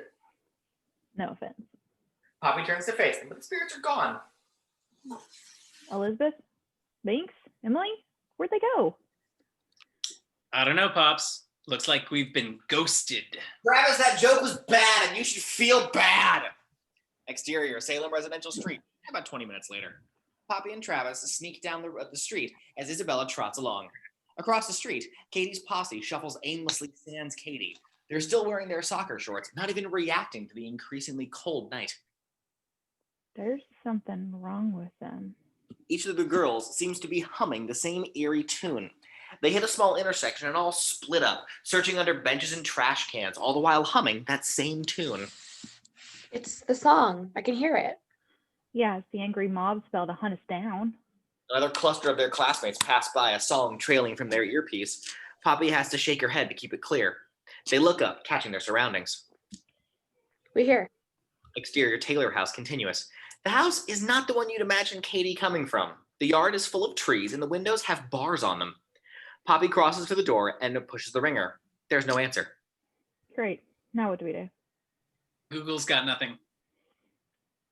Think. Just then the door clicks open and there stands Principal Taylor. Are you here? Is Katie with you? His eyes scan the street behind them. Not. We actually came here because we need your help. My family needs your help. Not interested. Have a good night. Dick! He slams the door in their faces. That went well. Isabella starts scratching at the door. Principal Taylor, it's the mayor's daughter, and I'm not leaving until you talk to us. The door opens and the principal crouches before looking at the lower part of the door. Your dog has scratched the paint. Tell Isabella Richards that I'll charge City Hall. He looks around for Isabella, clearly not putting the pieces together. We need your help, please. Not interested. Come on, we just have a question to ask you. Not you too. Yep, me too. And I'm quitting Quiz Bowl if you don't help us. I regret to inform you, Mr. Reese, that I do not give two figs about the Quiz Bowl team. We're national champions! Principal Taylor, I know you and my dad weren't exactly friends growing up, but if you help him now, it's a good chance to make up for old times. Please don't leave us hanging. Yeah, we're helping you help yourself. Something terrible is going to happen to Salem if you don't help. Principal Taylor turns red, rage building. Leave you hanging? Choice words, Miss Dennison. If anyone should have a guilty conscience over leaving anyone hanging, it's your father. Didn't know that about your dear old dad, did you? Well, he's the one who should be making up for old times. He? What are you talking about? I did try to get cigarettes and lunch money from your father, sure. I even tried stealing candy from his brat of a little sister. And then loony witches locked me and my best friend Ernie in cages. That was bad enough. But it was Max Dennison who left us for dead on Halloween night after they summoned those three witches in the first place. Never you mind what happened. Poppy falters. I guess that was pretty harsh. Left that dude to die in a cage. Well, good news is you got out in one piece. Principal Taylor looks pissed. I had no idea. So you do know about the Sanderson sisters? Oh, I know all about those three. After they locked us up, they were going to eat us. If Ernie and I hadn't taken turns screaming, no one would have found us. But we did scream, and they did find us. And then Max Dennison, again, your father, in case that's still not clear, spread a rumor that Ernie and I did it to ourselves, wandering into the old house and thinking it would be funny to get in the cages, then losing the key. And you know what? The whole town believed him. Do you know what that's like, Miss Dennison? To realize people you've known your whole life would rather believe the new kid than believe you? To know that someone would do a thing like that, like leaving you locked away in an old haunted house a quarter mile from town without food or water, and then never apologize, never even acknowledge it for 25 years? Hell, Ernie moved all the way out to Oregon to become a park ranger. They didn't want anyone to be lost and scared the way we were that night. No, I don't know Max Dennison or his family squat. He goes to shut the door, but Poppy sticks her foot in it, blocking him. She winces. Dude was slamming the door. I'm sorry. Principal Taylor pauses a beat. I promise, I didn't know. But since you've encountered the witches before, then you'll believe me when I tell you that they're back, right here in Salem. They're back? Yes. My mom and dad and aunt are in hell right now, and the witches are out there doing God knows what, and they turned Isabella into a dog. It's true. Principal Taylor jumps and screams like a little bitch. Ah! Do you know anything about a blood moonstone? Is there one at the lighthouse? I don't know anything about that, but you shouldn't be outside. And neither should I. We're not safe. Go on home. Go. Katie's out there somewhere, probably under their spell. Don't you want to help her? Katie is just fine. But what about everybody else? They'll be fine come morning. They were last time. This is different than last time. I wouldn't know. Last time I was locked in a cage. Poppy steps back and he slams the door in their faces before locking it. Well, that didn't go as planned. We're screwed. Totally and utterly. That was some heavy stuff. Maybe your dad was the jerk face, Pops. Apparently. Isn't there some old saying about how history has two sides? Now, how are we going to find the moonstone? It could be anywhere on Winter Island. We could spend months looking. Well, I guess at least there's a start, but I mean, how do we get there? Across the street, a collection of princesses, Tiana, Mulan, Cinderella, Belle, and Merida, and you know what, because I'm writing this, Leia too, and none of them is older than 7. Oh, little children, Little hither. children, hither and yon, search in the starlight and up until dawn. Find stone and book with the Sanderson claim. Wrap them up and summon my name. Princesses unlink their hands and scour the street before coming back together, rejoining hands, and starting the chorus again. That's gotta be the least effective and creepiest way to assemble a search party in the history of man. Let's maybe not be in the wide open. The group hides in the bushes. Find a new hiding place! What now? Even if Winnie has her little mob find the moonstone before we do, we still have this? He gestures to the spell in his hands. Right. Maybe you shouldn't be waving that around. Just a thought. Good call. Travis tucks the book away in his bag. So we've got to find the blood moonstone before their search party does. Let's get to the lighthouse and start looking. One small problem. The lighthouse is miles and miles away, up the coast, and we don't have a car. Or any clue where on the peninsula the stone could be. Think. Stop doing that. It's making me dizzy. Just then, a car pulls into the driveway and parks. It's Katie. What the hell are you doing here? Everyone freezes. No one knows what to say. She walks up to them, arms crossed. Should have known you'd be behind the zombies. Weirdos, this is the last thing I need right now. Katie, wait. No, Dennison, the whole town's gone full Night of the Living Dead, and I'm getting inside before they develop an appetite for brains or something. Get out of my way. We know. We saw them too. Best friend is acting like she doesn't even know me. People are lumbering around, humming and singing like they've lost their minds. Did she get a phone call? What? Jenny, did she get a phone call? Did you see her pick it up? Yeah, why? We know that's happened to her, and we're trying to fix it. We can save everyone, including Jenny. But we need a ride. Why would I give you guys a ride anywhere? Forget it. I'm out. Coward. Bitch, what?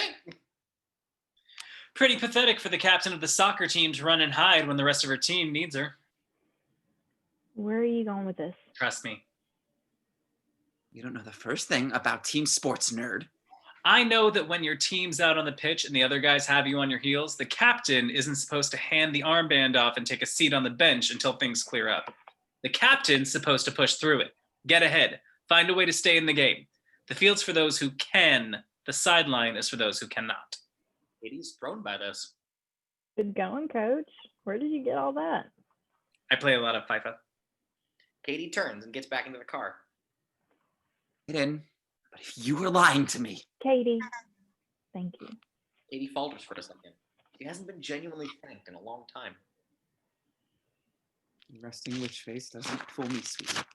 How fast can we get to Winter Island? Depends on how many kids are blocking the street, but not long. But do we have to bring the dog? It's shed on the leather seats. Yeah, the dog's kind of the key to the whole thing. Okay, but you're paying to get the upholstery cleaned. As Katie starts the car, Principal Taylor comes outside. Katie, you come back inside this instant. Stay inside, Dad. Pulls out the driveway. Can't believe. Interior, Katie's car. Minutes later, Katie drives up the streets, doing her best to avoid zombified kids. So if I drive you to Winter Island, I'll help Jenny get back to normal?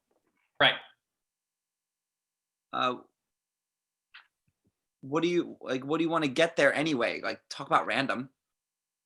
There's something there that we need to find to break the spell. Spell? Okay, you need to explain more than that. Like, does this have anything to do with your family's bogus Sanderson sister story? Is this all some kind of sick payback? No, and you can start by telling us what happened to Jenny. Way to redirect the conversation. Fine. After your lame party, I went to Jenny's for a while, but she got a call from Bella Richards. Hey, Poppy leans in. Maybe the talking dog stuff on the DL right now, one bombshell at a time. I got a call from Bella too, but I mean, who talks on the phone anymore? Anyway, Bella must be as much of a freak as your parents because everyone starts acting weird when they talked on the phone.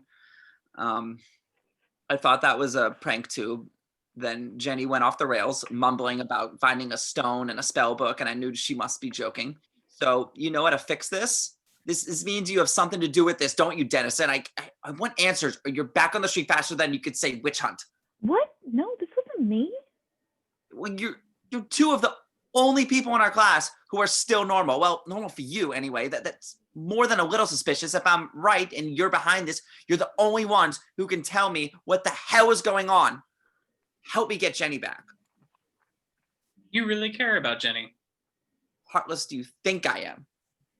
No one answers. They drive for a little bit. Did your dad ever talk about my dad? My dad doesn't really talk.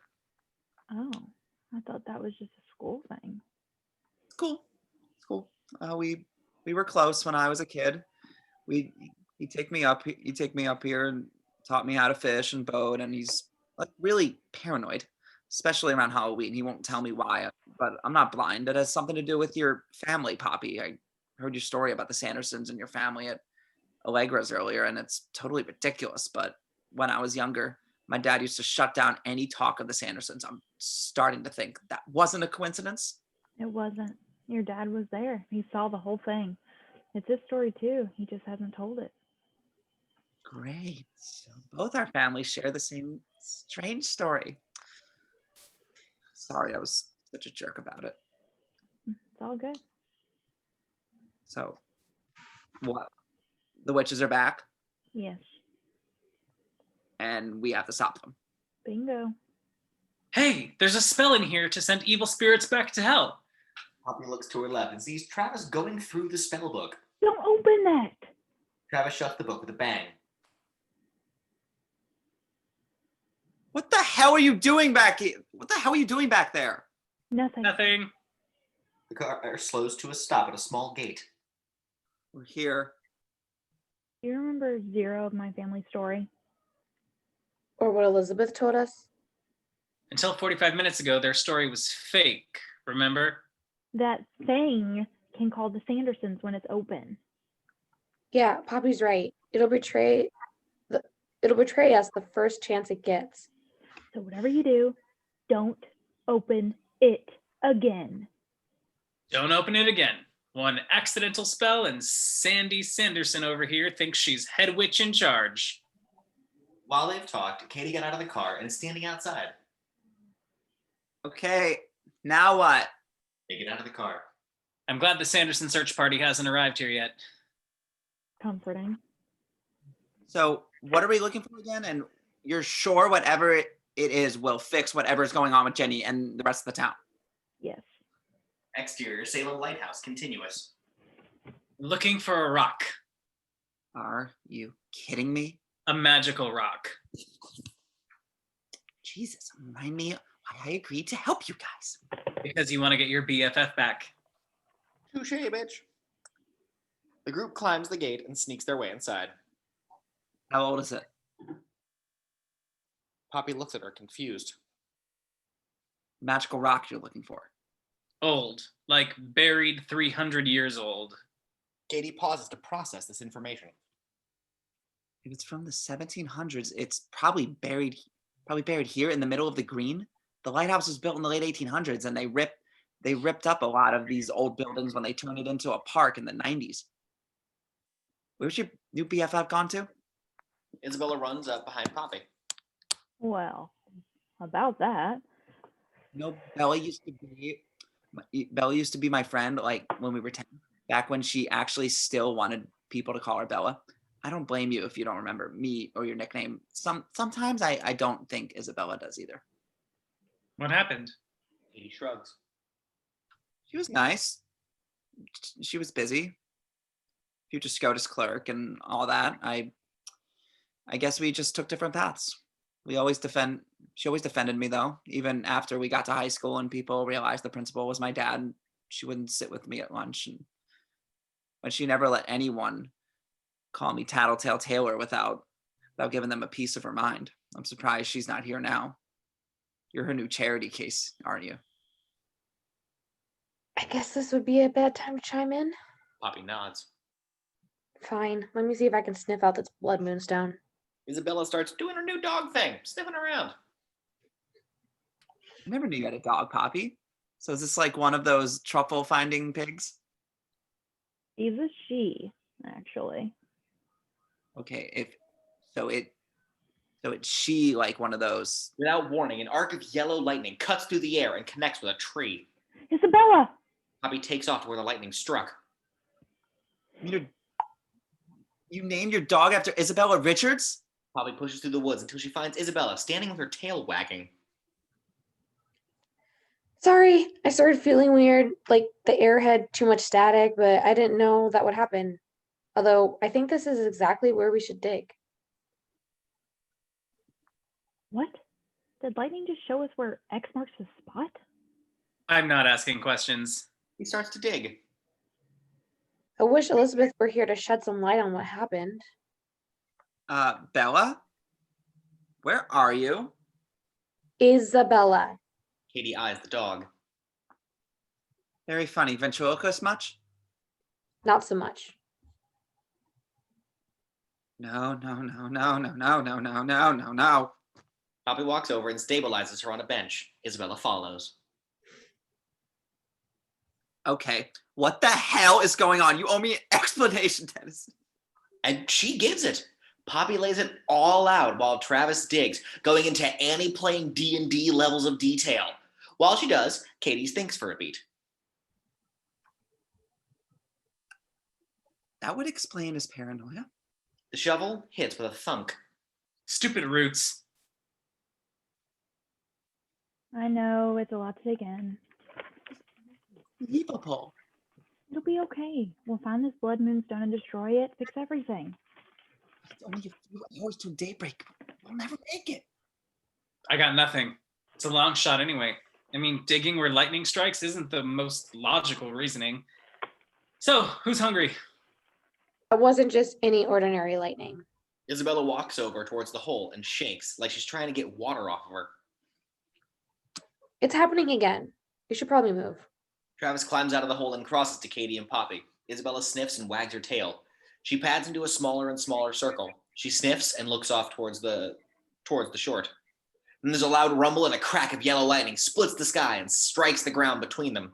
Travis and the girls jump back, clutching each other. I told you to move. You didn't say how far. What is happening? Are you having some kind of witch allergy? But instead of sneezing, you're lightning? Maybe. Your guess is as good as mine. Isabella crosses to where the lightning struck, about 2 feet away from Travis's hole. And she starts digging, sending dirt everywhere. After a minute or two, Isabella stops and shakes before pulling out a small disintegrating pouch. She spits it onto the ground. Ugh. Tastes like death. Poppy walks over and pulls out a small bag. Out comes a porous red stone.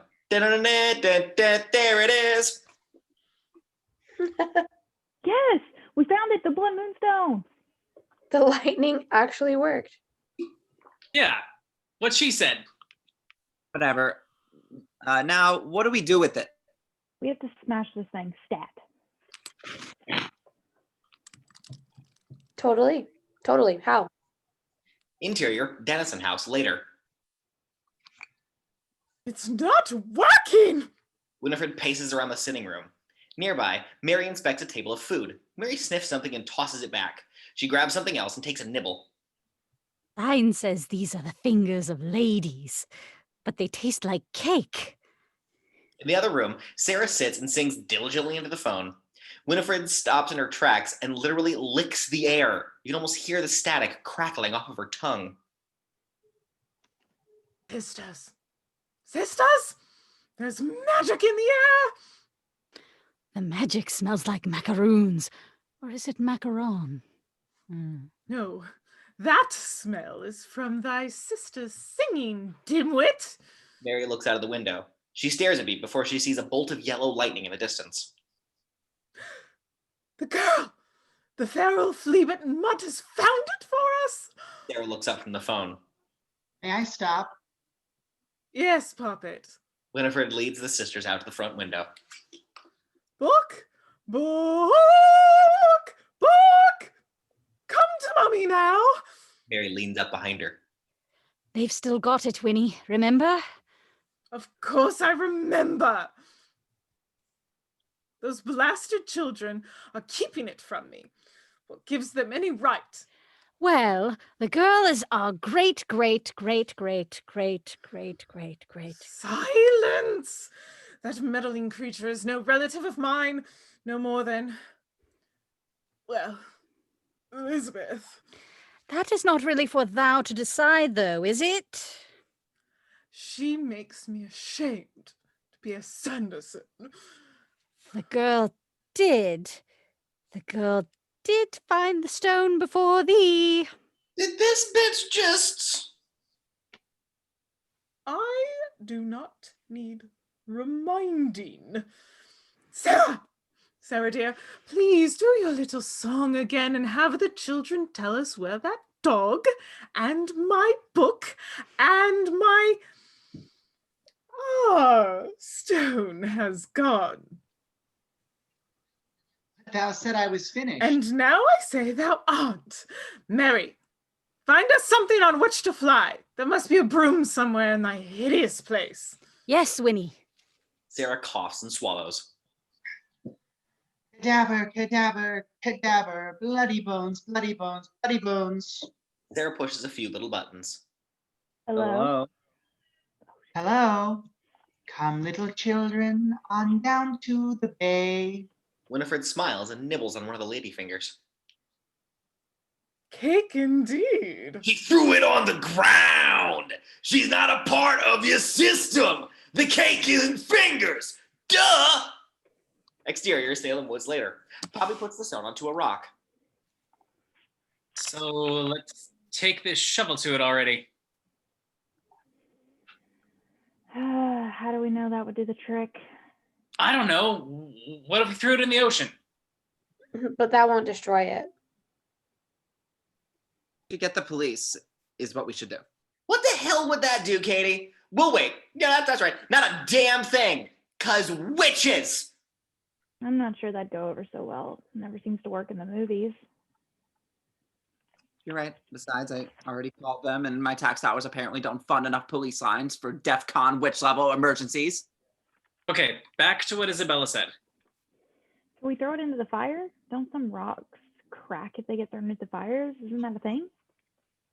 Yeah, maybe. It's too bad the kiln is broken. I bet that would have actually worked in this case. What if we climb up to the lighthouse and drop it onto the rocks below? Don't think it would make a dent. I mean, we could try it. Nope, Travis does. Smacks the shit out of the stone with the shovel. It breaks with a crack. The shards of the shovel fly everywhere. Well, we can rule out cracking it with a shovel. I hate to break it to you guys, but we're about to be surrounded by witch zombies. She holds up her phone. What? Her Twitter reads, "Zombie hordes converge on sleepy Salem town and move towards Winter Island. Hashtag spell on you." They look up and start seeing zombified kids shuffling towards them. Guys, they found us. I hate crowdsourcing. The horde starts making their way towards them. Our heroes are pushed back towards the cliffside as the horde chants. I'm In the stone and book with the Sanderson claim.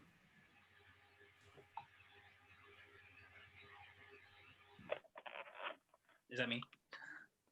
The stone! Jenny? Katie, she's not herself. the book. This is an interesting turn of events. Catch! Travis tosses the book to Poppy. We could jump, but we'd never clear the rocks. That's helpful. Pops, should we look for a flying spell? Isabella looks between the horde and her friends. Isabella, can you make that lightning hit them? And kill them, Poppy? The horde descends on them and grabs our heroes as the witches fly in overhead. Winifred rides a cordless stick vac, Mary rides a Swiffer, and Sarah is just sitting on a Roomba. 3 nasty children all in a row, all dressed up with no place to go. 3 nasty children and a dog. Thank you, my pets. Now where's my book? All the zombies point to Poppy. Winifred turns and grins. We need to find a way back to your car. Sarah starts batting her eyes at Travis. He's just so handsome. Smells like wet dog. Travis holds up his hand, showing the moonstone. Looking for this? Hey, look, a distraction. Go! They make a break for the car, pushing past the witches and towards Katie's car. Get them! Which one? The one with the stone, you miserable stockfish! Oh. Which one is that? Get them! The kids cut and run through the horde, vaulting around the collapsed fence the zombies tore down. But between them and the car stands about 30 zombies. Go, I'll be fine. She takes off between their legs. Poppy starts to weave through them before she hears Katie scream.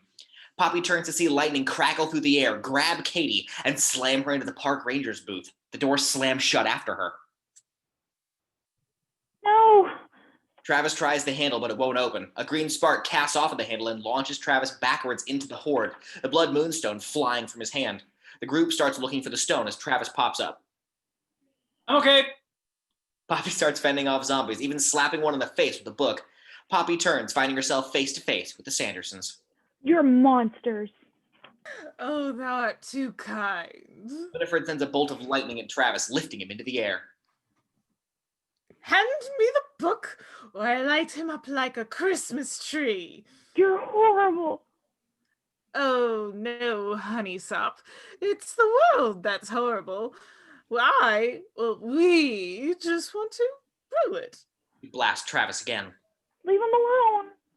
Isabella is suddenly beside her. I'm right here, Poppy. You got this.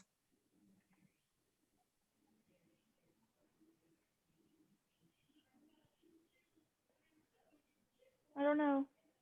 Did it freeze again? Wait, sorry, where were we? No, I don't think I shall, unless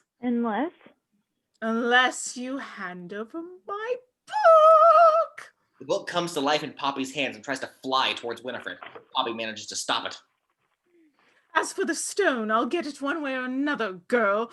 Thou might as well tell me where it is now and spare thy friends the pain of losing their, what's the word, Mary? Owls? Mary just stares at her. Or Poppy just stares at her. Mary, you nasty! Yes, that's it. Travis falls to the ground. Tisk, if your friend would only hand over my book and my stone, then this would all could stop. Out of nowhere, Katie kicks through the window of the park ranger's shed. Winifred turns at the sound and sends off a bolt of lightning in her direction. Poppy raises to hit Winifred when she sees Travis holding up his phone, signaling to it. Poppy's phone buzzes in her pocket. She answers it, and he mimes speakerphone. She clicks it over to the speaker as Winifred turns back. Now, where was I? A beat later, the voice echoes back from Poppy and Travis's phones. Who said that? Winifred's confused. Who said that? You did, Winnie. You did, Winnie. You did, Winnie. Katie pulls out her phone and calls Poppy, adding her phone to the mix. Isabella's voice rises up from the crowd, too far away to be picked up by Travis's phone. I summon your past and future selves, Winifred Sanderson. And the paradox of time travel says that if you meet one of your other selves, your world collapses. That's not true. The phone parrots. Winnie, I'm scared. Poppy runs to Travis, helping him out. Are you okay? Yeah, Pops. Where's the stone? I don't know. That's not good. Well, they don't know that either. Let's count our blessings. Go away! Make them go away! The Sandersons cower in fear as Isabella runs to them. They are joined by Katie and they jump into her car. As they unlock it, the beep echoes into the phones, alerting Winifred. They tricked us! The car starts to speed away. A bolt of green lightning slices through the night and cracks the windshield. The car swerves and hits a tree. Everyone okay? Another bolt of lightning tears the door off. Bolts fly, and without knowing how, suddenly Poppy finds herself on the ground with the book lying in front of her. Poppy looks to her side and sees Travis. Travis, run. Hell no. Lightning strikes them both. Winifred saunters up and grabs the book. Reunited, and it feels so good. Sorry. There, kitten. Now, was that so hard? My darling, I knew you would find your way back to me. Oh, I've missed you so. Yes, I have. He tickles the book, its eye fluttering open. Isabella emerges from the crashed car, holding the stone in her mouth. She drops it, facing the witches. Leave my friends alone. It's me you want. What? Mutt? Every dog has its day. Winifred starts to throw lightning again. Isabella grabs the stone and takes off like a shot. And a zip, and a zap, and a zilch! A bolt connects with Isabella, dropping her. Winifred cackles. Yap, I zap! Sisters! Grab the stone. Our time has finally come. We shall bring Mother and Master back from the veil, and the exchange spell shall be complete when the sun rises, and we shall live forever! Now, seize the rats! Mary and Sarah grab Isabella and Katie. Winifred turns to the Horde. Minions, leave us.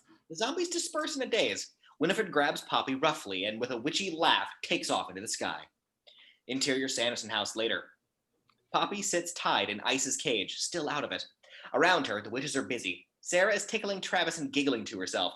Drink some water, Sarah. You thirsty. Mary leans into Katie and sniffs. You smell like roses. Called soap. I can tell you've never heard of it. Soap? I love soap. Tomato soap, bat and barley soap. Oh, and children noodle soap. Winifred clutches her book. My book. Oh, how I've missed you so, my darling. Mary, fix that table. Yes, Winnie. As you say, Winnie. Sarah stops tickling Travis. Yes, up. I'll keep you as a pet until we have to eat you. Winifred flips her book open and pulls out the blood moonstone, setting it on the page. Mary, find me dried peppermint and powdered angelica root to strengthen thy spell. As Mary walks by, Katie trips her. Mary glares at her and Carrie glares right back. Poppy comes to and tries to search her person. She finds the keys, but Sarah snatches them up from her. Penny, she had these. Winifred dismisses her with a wave. How can you live with yourselves? Just fine, thank you. Winifred is adding different materials to the cauldron before taking a swig of a bottle before adding a little. Maybe if you weren't so horrible, you wouldn't have been killed in the first place. Yes, that worked out so well for my dear, pure of heart sister Elizabeth. She died, you know. Something wet pokes Poppy's hands. She jumps before realizing it's Isabella's nose. So much happier to see you. Poppy can see from the dog face. Isabella feels the same way. Thou hasn't got much to say now, hast thou? What are you making anyway? We are planning to boil a delectable and fortifying bread. Ooh, should we add rabbit ears and newt livers? It needn't be that delectable, Mary. Sarah has started to nibble on her lucky rat tail once more. Didn't we try this potion once before? Not the life potion, you dimwit. A new spell, if your miserable memory serves.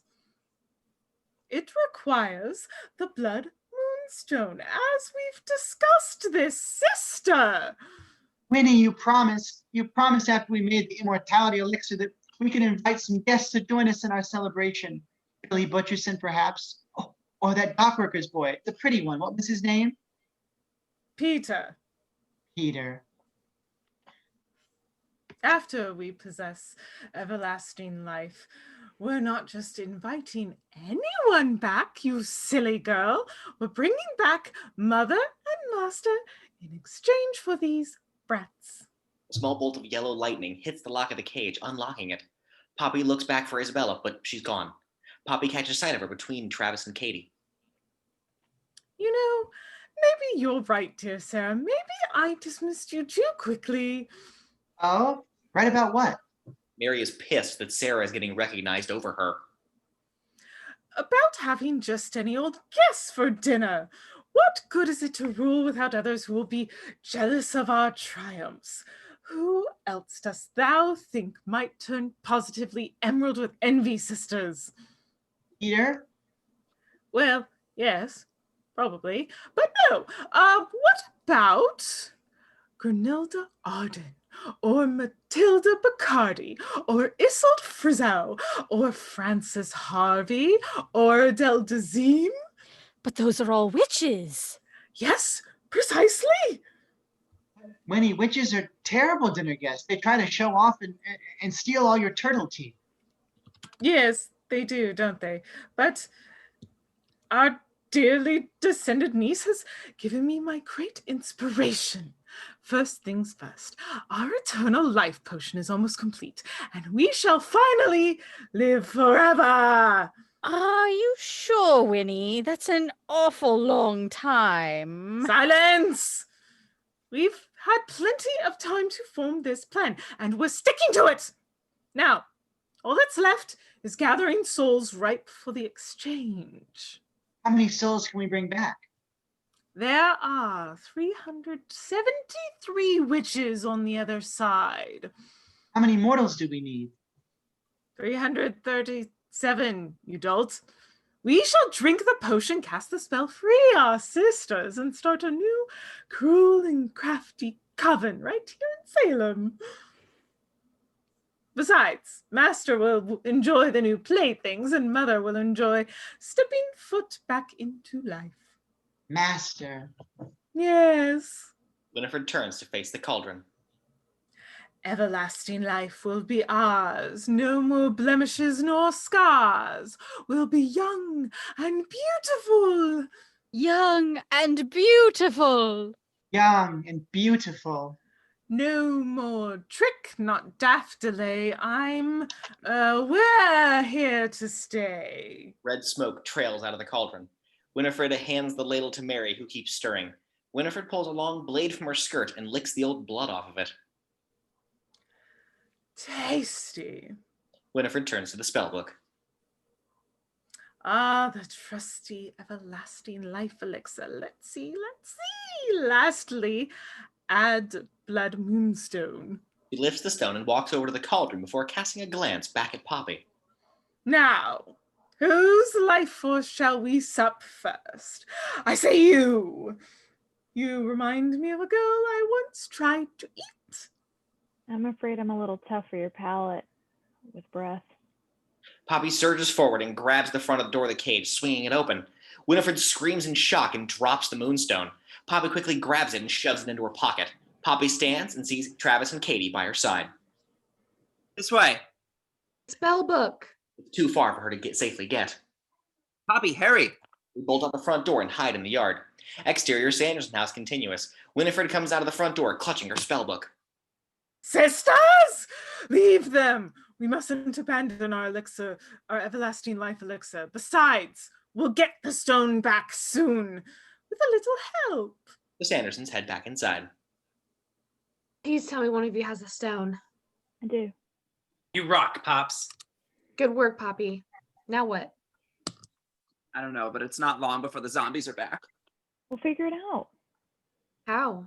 We'll find Elizabeth. She'll know what to do. Besides, we have the stone. They can't cast the immortality spell without it. And we just have to find a way to break it and undo the exchange spell, right? Easier said than done. Besides, it sounds like they're about to cast another exchange spell. You're right. The witches.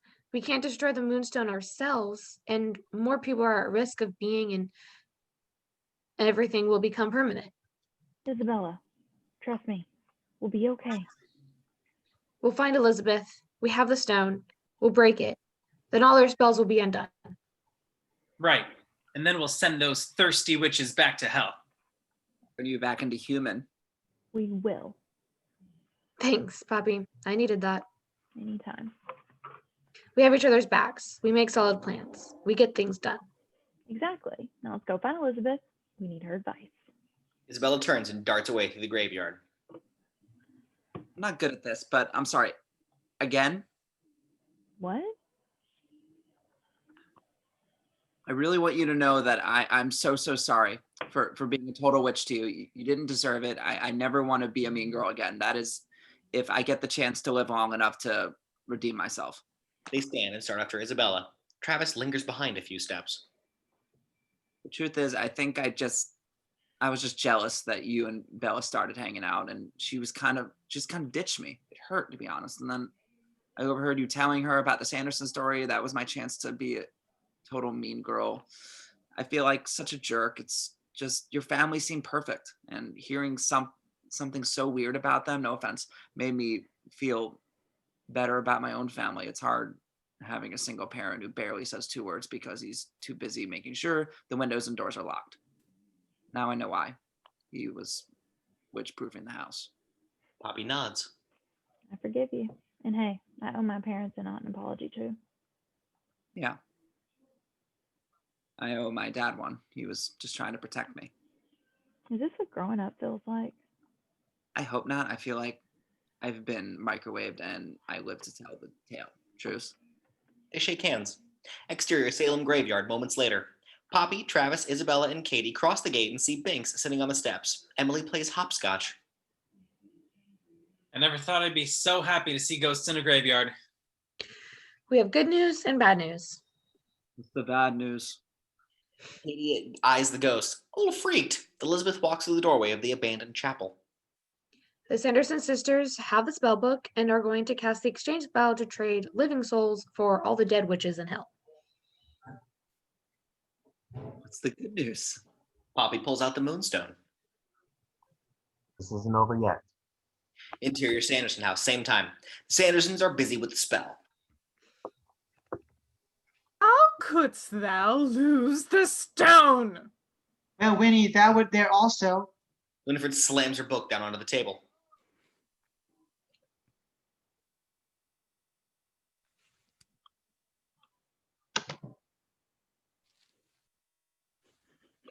Never in my life have I met such blundering club-clawed stamp crabs. Winifred raises her hand and the book flies open. Bring me some mortals. Children?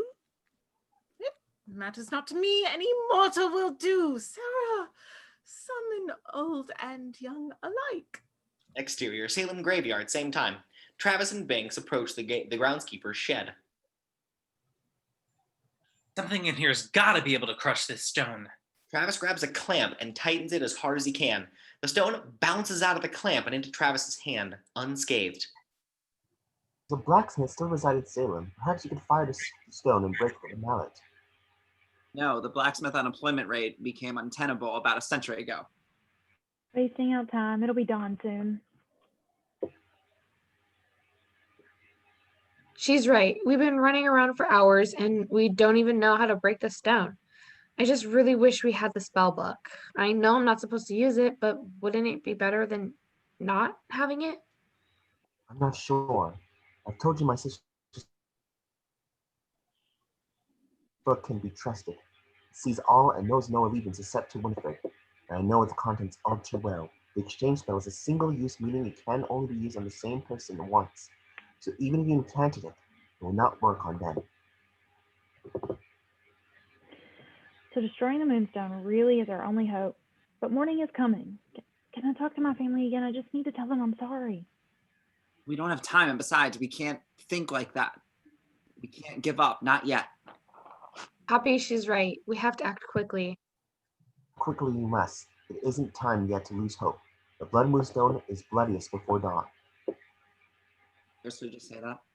Elizabeth crouches down to Isabella. I was not given the chance to watch my daughter, Ismay, grow up.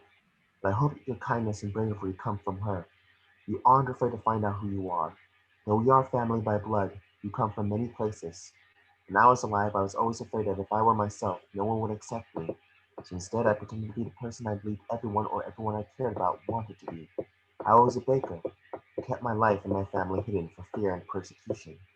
I thought we couldn't waste any more time. Let Isabella have her moment. In the end, my pretense didn't matter much. The spellbook betrayed me, and the rest is history. You're a brave young woman, Isabella, and you're smart and you're curious. Those are good and dangerous things. But you're also a witch, and that is a good and dangerous thing on its own. I'm not. You've seen your powers today. The lightning, that was an accident. That wasn't me. That's what I believed back then. I didn't want to be a witch because I didn't want to turn into my sisters, greedy and selfish and hungry for blood in more ways than one. I didn't end up like them, but I still had my life stolen from me. I was as much a witch then as you are now, but you have shown me that you can be a witch, even a Sanderson, without being cruel. Going to be a blood pact or fire dancing or something, because I'm here for that. Heartless, both of you. Katie kinks and Travis offers her a fist bump. We sent Poppy's family to hell, and I'm a dog. Oh, Ducky, none of that is any of your faults. The day Emily died, I blame myself for not going after her. I seen her that morning lured into woods by my sister's spell. I hadn't realized just what terrible magic was at work. If I had just gone after her, I could have saved her and saved Thackeray too. If I could just stood up to my sisters, I could have driven them from town and no one in Salem would have been hurt. I felt tremendous guilt and it was easier to sit with that guilt and hide than defend myself. Now I can help make things right. We all can. We all make mistakes, Puppet. The trick is learning how to move past them, and when you can, you use them to your advantage. Now it's my turn. Isabella lifts one paw and rests it on Elizabeth's knee. While you were away, I was chatting with Poppy's family, and had an idea for how to turn you back in a way that doesn't involve the spell book. I don't know if it'll work, but let me try it. As Travis, Katie, and Poppy look on, a white spark moves from Elizabeth to Isabella. The electricity trails all around Isabella's dog body. Another one, yellow, starts to move around her body too, intertwining around Isabella. Isabella's body starts to shift as she stands, human once more. Isabella is still wearing her Athena costume, looking rough with all the chaos of the night. Isabella runs to Poppy and throws her arms around her. Hands, not paws. He pulls off and hugs Travis. Good to have you back, dog breath. Thanks. Isabella pulls back and even hugs Katie, who seems just as shocked. Isabella pulls away and Katie lifts her arm so she can twirl. Take a bow. Isabella turns to face Elizabeth. Thank you. I mean, I wish you'd done it a bit sooner. I really wish I thought of it myself. Magic isn't always as simple as reading a spell. It wasn't until Poppy's mother asked if you had lightning powers too. If your lightning magic is as strong as I think it is, you'll need to learn to control it. What if I can't do it? There's nothing to do. Now breathe deep and... Lightning cascades from Isabella's hand, becoming a fireball. The recoil sends Isabella backwards, crashing into Poppy. They struggle to stand, and Poppy has an idea. Hey, can you zap the stone? Maybe that'll break it. Always full of ideas, Poppy. I've always liked that about you. Let me give it a try. Poppy places the stone on the grass, and Isabella takes a breath, lightning crackling at her fingertips. Stop. Isabella does. What? Why? Yeah, using Isabella's lightning magic to zap the stone is the best idea we've had all night. Self. Moonstone was made of energy, a great powerful kind of energy. Trying to destroy its magic with your magic would be dangerous and result in a fiery blast. It can be large enough to endanger the town. You need to do it in a place with a lot of open space. Someone to take the brunt of the shock to minimize the damage. But that should do it. The lighthouse. What do you mean? I have an idea. Yeah, so explain it. If we can blast it off the lighthouse and over the water, no one gets hurt. Then if everyone's in favor, it's settled. Let's head back to Winter Island. Wait, what if I can't do it? You can. Besides there, I'm coming with you. Exterior Sanderson house later. Elizabeth and Mary stumble out of the house and onto the lawn. They find 5 zombie people searching for the Moonstone. Nab 'em! Interior Sanderson house moments later. Winifred inspects the group of captives. 5? Only 5?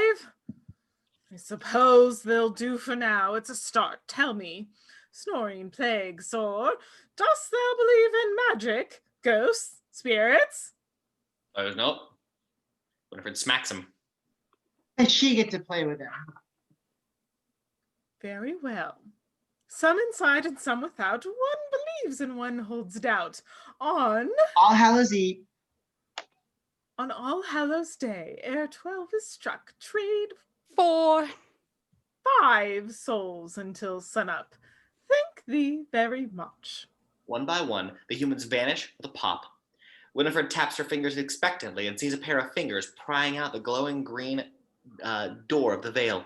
The Sanderson sisters beam.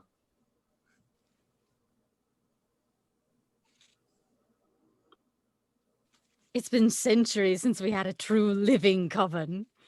Yes. A witch climbs from the other side, each looking crazier than the Sanderson sisters.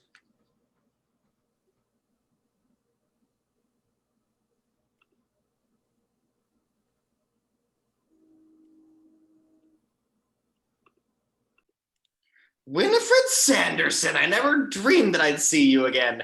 It's a shame that hell keeps friends so far apart. I've been in the plague-carrying squirrel part of hell. Ganilda, what a pleasure it is to have you back. We were relegated to the attending of all your exes' weddings on the same day circle of hell. The tear stretches and 4 more witches come out, each crazier than the last.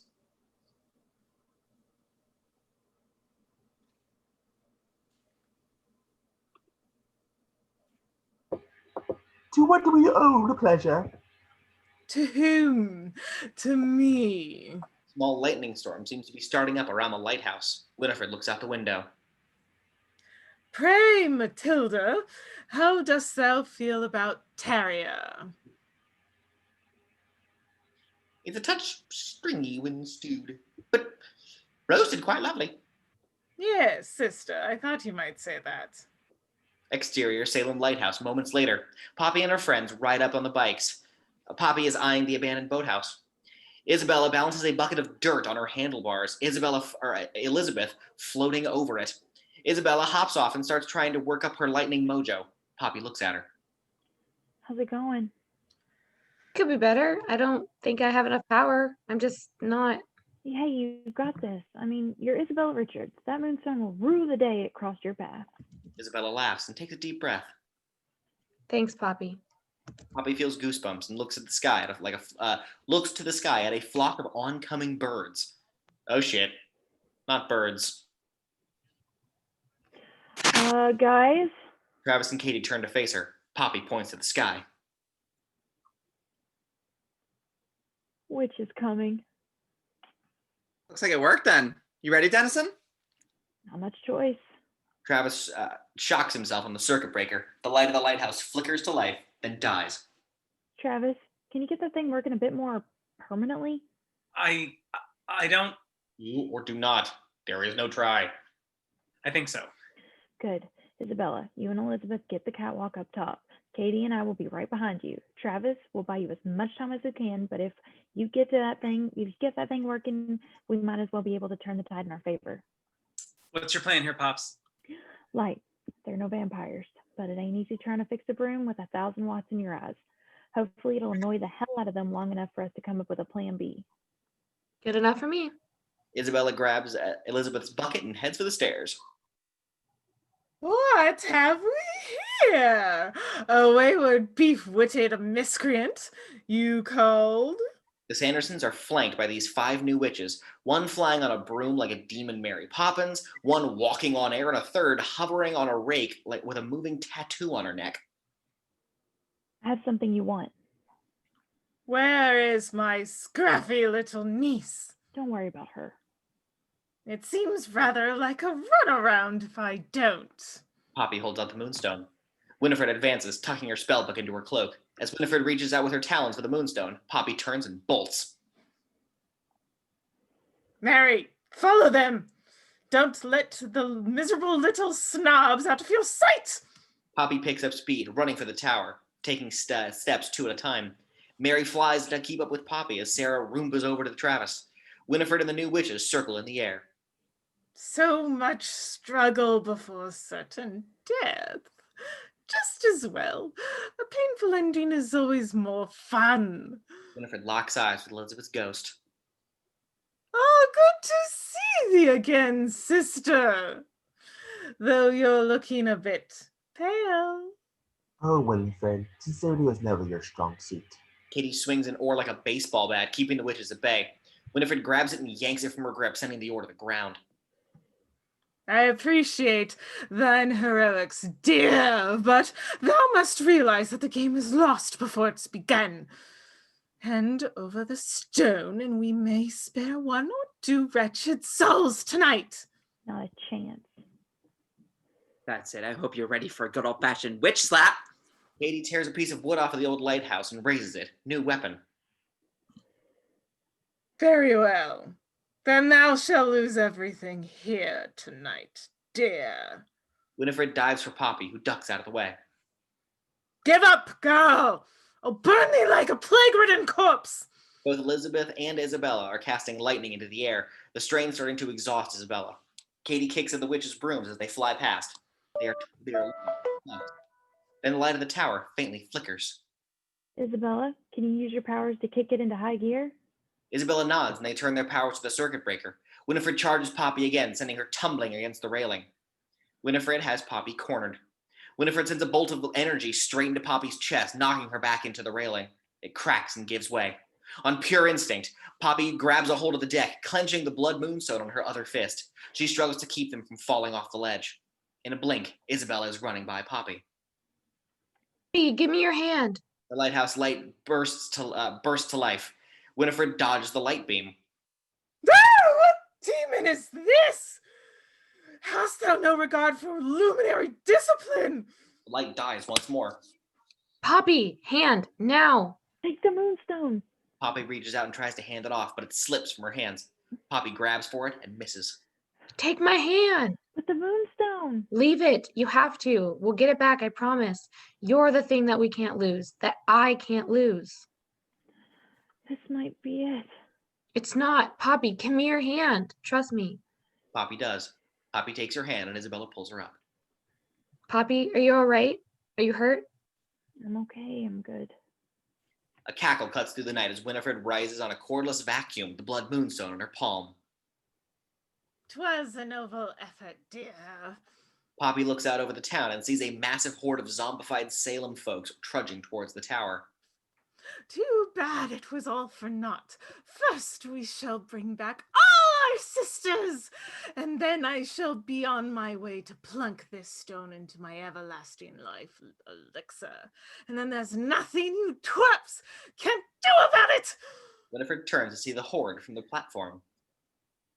Surely there's at least one non-believer in this pitiful horde. Some inside and some without. One believes and one holds doubt. Katie appears behind Poppy. Heads up, Poppy. Katie grabs the railing and walks up to Winifred and takes a swing at Winifred's hand, knocking the moonstone from her grip. Winifred whirls to face Katie. On All Hallows Day, ere 12 is struck, trade 3, 6, 8 souls until sunup. Poppy dives for the moonstone and grabs it. On the ground below, with a succession of pops and green flashes, the people are being replaced with witches. Oh no, that's a lot of evil witches. At least they don't have brooms. Well, perhaps I underestimated thee, foolish girl. It appears the game is afoot. From amongst the crowd, Sarah dances. What? Poppy looks down at the boathouse and then back up as Travis comes bursting through the door. Big problem. Huge problem. We've got... Zombies. Yeah, we caught that. We need to destroy the moonstone. It's the only way there are too many of them. They'll be up here any minute. I'm sorry, the light. I tried, but I blockaded the door below, but I don't know how long it'll hold. Katie tears off a bit of railing and tosses it to Travis. Here, let them come. I don't know how to... Pretty simple, nerd. If something gets within swinging distance, you make sure it doesn't stay there.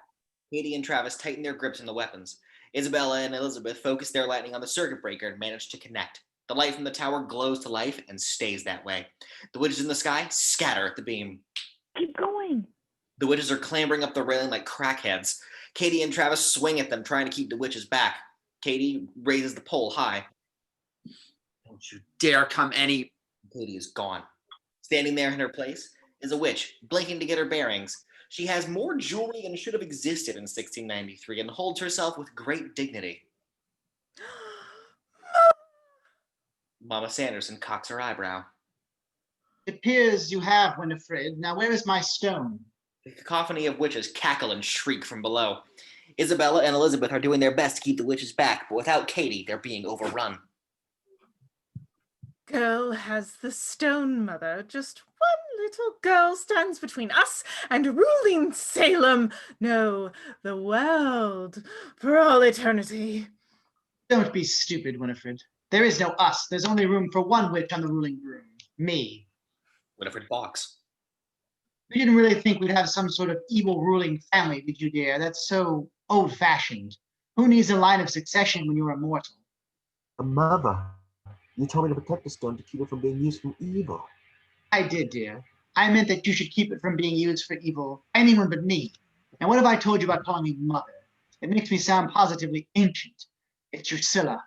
Drusilla the Dreadful to those who know me best. But then... Give me the stone, dear, and I may turn you into one of the more dignified animals for the rest of your days. A horse, perhaps. Maybe a pig. They're actually quite intelligent. Over my dead body. Poppy stands her ground. Winifred has re-landed on the platform behind Poppy, a dagger to her throat. That can be arranged. Winifred drops the spell book, its eye watching them. Poppy freezes as Winifred steadies herself. Winnie, please, can you tell me truly that the balance of these forces is in your favor? Get thee back, sister. Thou hast foiled me for the last time. Foiled you, my dear sister. I've never fooled you at all. Winnie, you fooled yourself. And Mother fooled us both. You didn't exactly make it difficult, you dim-witted witherspoons. The village would have let you live had you not take one the children to make yourself young again. What is the value of youth, Winnie? You were meant for greater things than being young. Thou wast tried to flatter and distract. A teen witch touches down on the balcony to their left, broom in hand.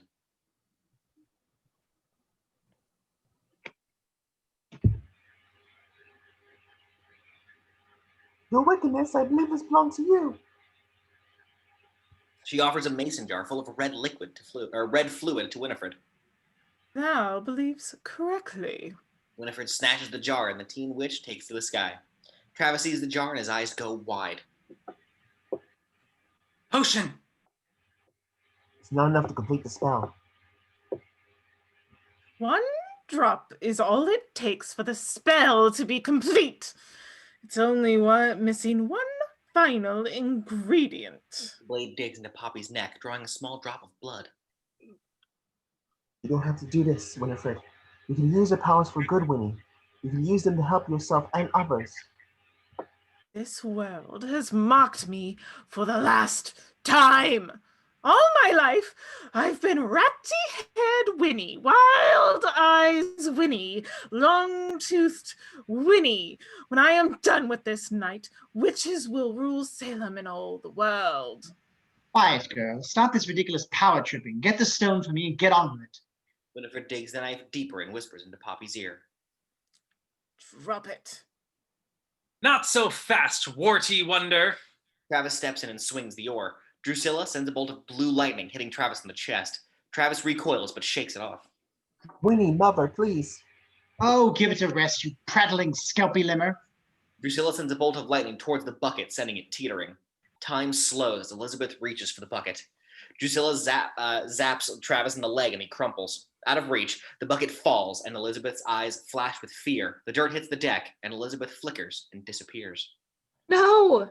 She tries to shovel the dirt back into the bucket to no avail. Elizabeth doesn't reappear. Poor girl. Mean something to you, did she? Who knew she'd kick the bucket again? Travis lifts himself up and strikes Drusilla in the gut. She looks stunned as she tumbles backwards and tumbles over the railing. Travis looks back at Poppy and the air around him starts to glow green. No, no, no. Travis shoots her a wink. See you on the other side, Pops. There's a burst of green light and Travis is gone, replaced with a tall, grizzled witch who takes to the sky. Travis! Don't do anything rash, lubberwort. He's gone now. So is my rotten, ungrateful excuse for a mother. Poppy looks to Isabella, whose eyes are locked with hers. Sister, Sarah floats in on a Roomba. dost thou have the stone? Mary struggles to land on her Swiffer. Are we immortal yet, Winnie? Silence! Winifred refocuses on Poppy. Now, where were we? Poppy nods to her friends, forming a plan in her head. Hand over the stone, girl, and perhaps I'll spare you and your friend. Is it really more carnage you want tonight? More suffering? Poppy's eyes close and she slides her hand into her pocket. Her hand closes around something, and Poppy pulls it out. Good girl. This really is what's best. We promise. Winifred holds out her hand. Poppy takes a deep breath and pitches the object in her hand over the side of the railing. With a collective gasp, the Sanderson sisters turn and lean over the railing, trying to see where the stone went. Poppy takes advantage of the distraction and dives closer to Isabella. Hope Katie won't be mad if I lost the keys. Winifred turns to face them, dagger raised, eyes full of rage. You've ruined everything! You stupid, insolent little... Isabella steps in front of Poppy and casts a yellow bolt at Winifred, sending her backwards. Winifred looks around. Winifred casts a few bolts back, and Isabella returns lightning without hesitation. The bolts collide in midair, dropping a shower of sparks. Behind Winifred, Mary and Sarah hide behind one another. Now, Poppy. All right. Poppy reaches into her pocket and grabs the actual moonstone. She cocks her arm back and launches it into the air. Winifred's eyes track the stone. Yep. The stone! The stone! The stone! The stone! The stone! Oh. We zap. When the stone is clear of the tower, Isabella casts a bolt of lightning at it. It arcs through the pre-dawn darkness and collides with the stone. The result is blinding. A bright white light blooms out from the stone. The Sanderson sisters' arms fly to their faces to block the light. The stone bursts with a deafening whoosh, and the shockwave barrels out from the stone. Poppy grabs the railing to stabilize herself. The shockwave hits them like a tidal wave. Isabella is swept away, but Poppy manages to grab her arm and keep her there. Hold on. After a few seconds, the shockwave passes. Poppy and Isabella hang from the railing. Isabella uses her lightning like a rope, pulling them both upwards. The two clatter onto the deck. Poppy struggles to catch her breath. Isabella? Isabella lies motionless. Isabella, can you hear me? She won't wake up. Yeah, because they're going to kill her off like this. Poppy starts crying. Relax, Poppy. She's going to be fine. Please, no, please. Poppy remains silent. Happy ending commence in 3, 2, 1. Magic sucks. Isabella's alive. Big shock. Isabella pushes herself up. Thank God. I was so afraid that... Isabella wraps her arms around Poppy. Yeah, me too. Isabella looks over Poppy's shoulder. Look. Down below, one by one, the citizens of Salem are being returned. Travis? They hear him from down below. Poppy! Travis!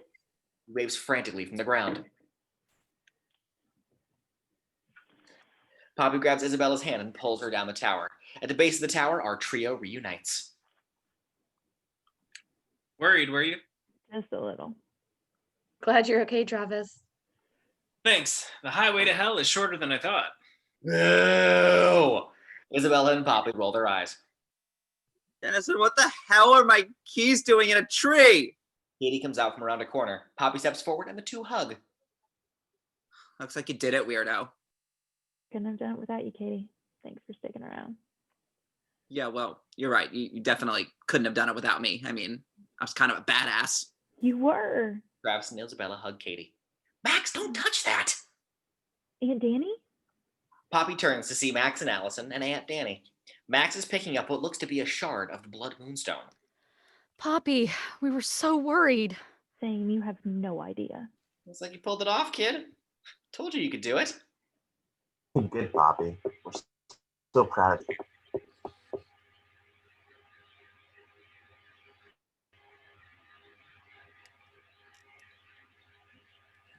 Am I still in trouble? You're still grounded, though. Oh, totally. Very grounded. What? But I brought you guys back from the literal pits of hell. Right, but you also sort of sent us there, so really it was the least you could do. Isabella's hand drops onto Poppy's shoulder. Poppy, Yeah? can I talk to you for a second? Poppy follows Isabella away from the crowd. I just want to thank you. For what? I didn't do anything. I mean, you destroyed the moonstone. You were incredible. So are you. Poppy, you were a hero today. I mean, hero feels like a strong word, but I'll take it. It was a team effort. Sorry, I'm just bad at this. Isabella Richards, bad at something. Never. What's wrong, Isabella? Isabella looks down and Poppy raises her chin. Their eyes meet. Hey, what is this? Isabella's eyes are wet with tears. Look, Poppy, I'm so sorry for everything. I had no idea that the Sandersons' house and the spirit board would lead to. I can't believe you almost lost your family because of something that I did. You couldn't have known. This wasn't your fault. I'm the one who insisted we follow through.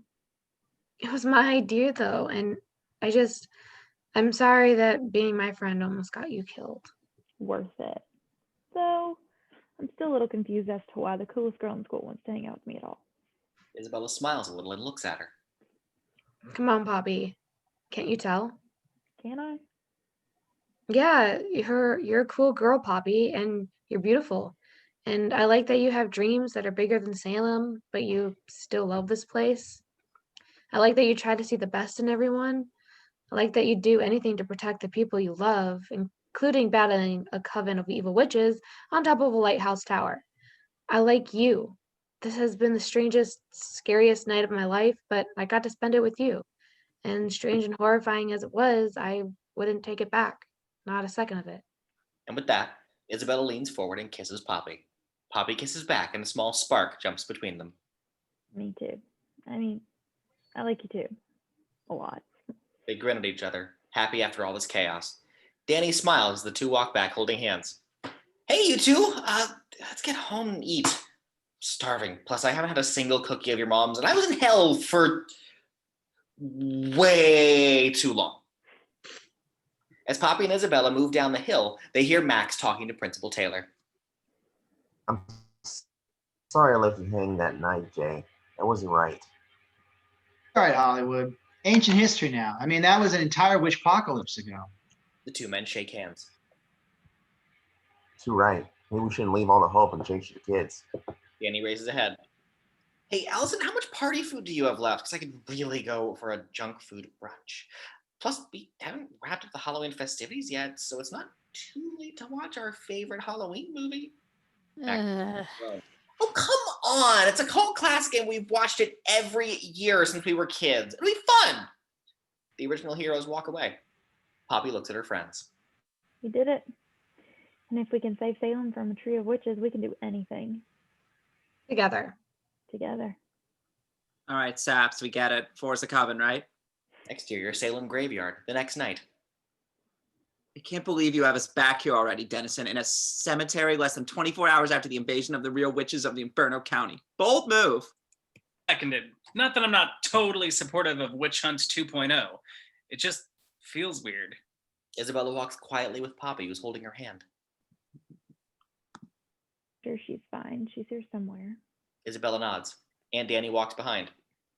I can't believe that you all came here with a spirit board after Allison warned you about the blood moon.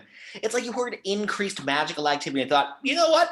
We'll summon the dead, maybe commit a misdemeanor or 8, and just kind of see where the night takes us. Seemed like a good idea at the time. I think it worked. Me too. Worked out. Isabella looks nervous and looks across the headstones.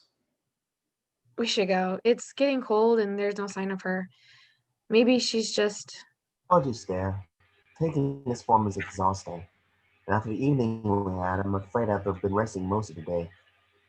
Isabella turns and sees the ghostly form of Elizabeth. Whoa. Elizabeth, how did you... I can only move from here temporarily. I am, for better or worse, towed to this place forever. Wherever I go, I am always here. Not confusing at all. Are you okay? Aside from discovering that my mother used me as a pawn and that she makes my sisters look positively benevolent, by comparison, fine. Like you, I suspect just a bit tired. Thank you for helping us, for helping me. I never would have been able to... Of course you would have, Isabella. You may not know much about your powers yet. They are an extraordinary witch. You're meant for extraordinary things. Did you get what you hoped to? Out of helping us? All of that and more. I am very proud of you. Of all of you. You showed great courage. Without you, this would have been a dark day, followed by many more to come. That's something of an understatement, I think. Thanks! It's good to see you on this side of the veil. Is everything all right now? We're not in hell anymore, so I can't complain. Also, you were capable of appearing this whole time and you didn't once think of dropping by to say hi? So much for I shall always be with you, jerk face. We didn't exactly pop by the cemetery for a quick chat, and ghosts making house calls is typically frowned upon. Terrible for real estate prices. Touche. Emily steps out and presents Poppy's camera. You found it! No way! Figured you might want it back. I'm not sure what it does seem ever so important. Thank you. Do you mind if I try something? They shake their head, confused. Poppy raises the camera and makes a few adjustments to the lens. She snaps a shot. For posterity. You live in a very strange world, Poppy Dennison, but I hope that one way or another you always find what you're looking for. Pardon me for speaking quickly by there. My energy is waning. There's so much I'd like to tell you now, but it'll wait for another day. But then it's essential you remember one terribly important thing. That's not good. Never really kill a witch. My sisters are gone, but so long as there's wickedness in this world, there's always be a place where evil finds a home. Stella needs to be protected, and you've proven yourself more than capable. Remain diligent. Weed out hate, ignorance, and persecution whenever and wherever you can. I've had the support of friends like yours, and imagine that things may have ended differently. She starts fading. Wait, there's more I have so many questions. You'll always be able to find me here, Isabella. I think you'll discover you already have the answers. And with that, vanishes. Poppy leans in. How you doing? Honestly, a little relieved. I always felt like part of me was missing, and being Elizabeth, it feels right. Even if it's terrifying, it's like I'm ready to take on whatever comes next. Well, I'm ready for pizza and bed and a 12-hour nap. Poppy smiled before realizing something they'd forgotten. Winifred's spellbook is missing. Again. Cut to Salem Streets. Text. 1 year later. Salem, 2019. A missing girl poster sits taped to a wall. A teenage boy reads it. Thanks again for switching places with me. Not that you had much choice in that matter. Nice costume, mister. The teenage boy tips his hat, sliding his face into shadow. He sidesteps light as they are cast out onto the street. Exterior Salem graveyard minutes later. The boy searches the headstones for one in particular. He finds it at last, decorated with a simple skull and crossbones. He pulls out Winifred's spellbook and looks at the green eye on the front. He gazes back, his remaining eye glowing the same shade of green. There. He strokes the book and subconsciously touches the empty socket in his face. The boy thumbs through the pages of the book, looking for a spell. Yes, you can never really kill a witch, especially if you don't know he's there. He finds the spell he's been looking for. Unfaithful brother long since dead, deep, deep asleep in thy wormy bed, wiggle thy toes, open thine eyes, twist thy fingers toward the sky. Life is sweet, but not shy. On thy feet, so saith I. The ground begins to quake and the old coffin starts to rise to the surface. The coffin breaks, the top and the lid opens. Billy Butterson sits up and stretches big. The teen witch grins. Welcome back, Billy. Great things. Us. Fade to black. The end. All right, y'all. That was Hocus Pocus 2. We'll see you in the next one.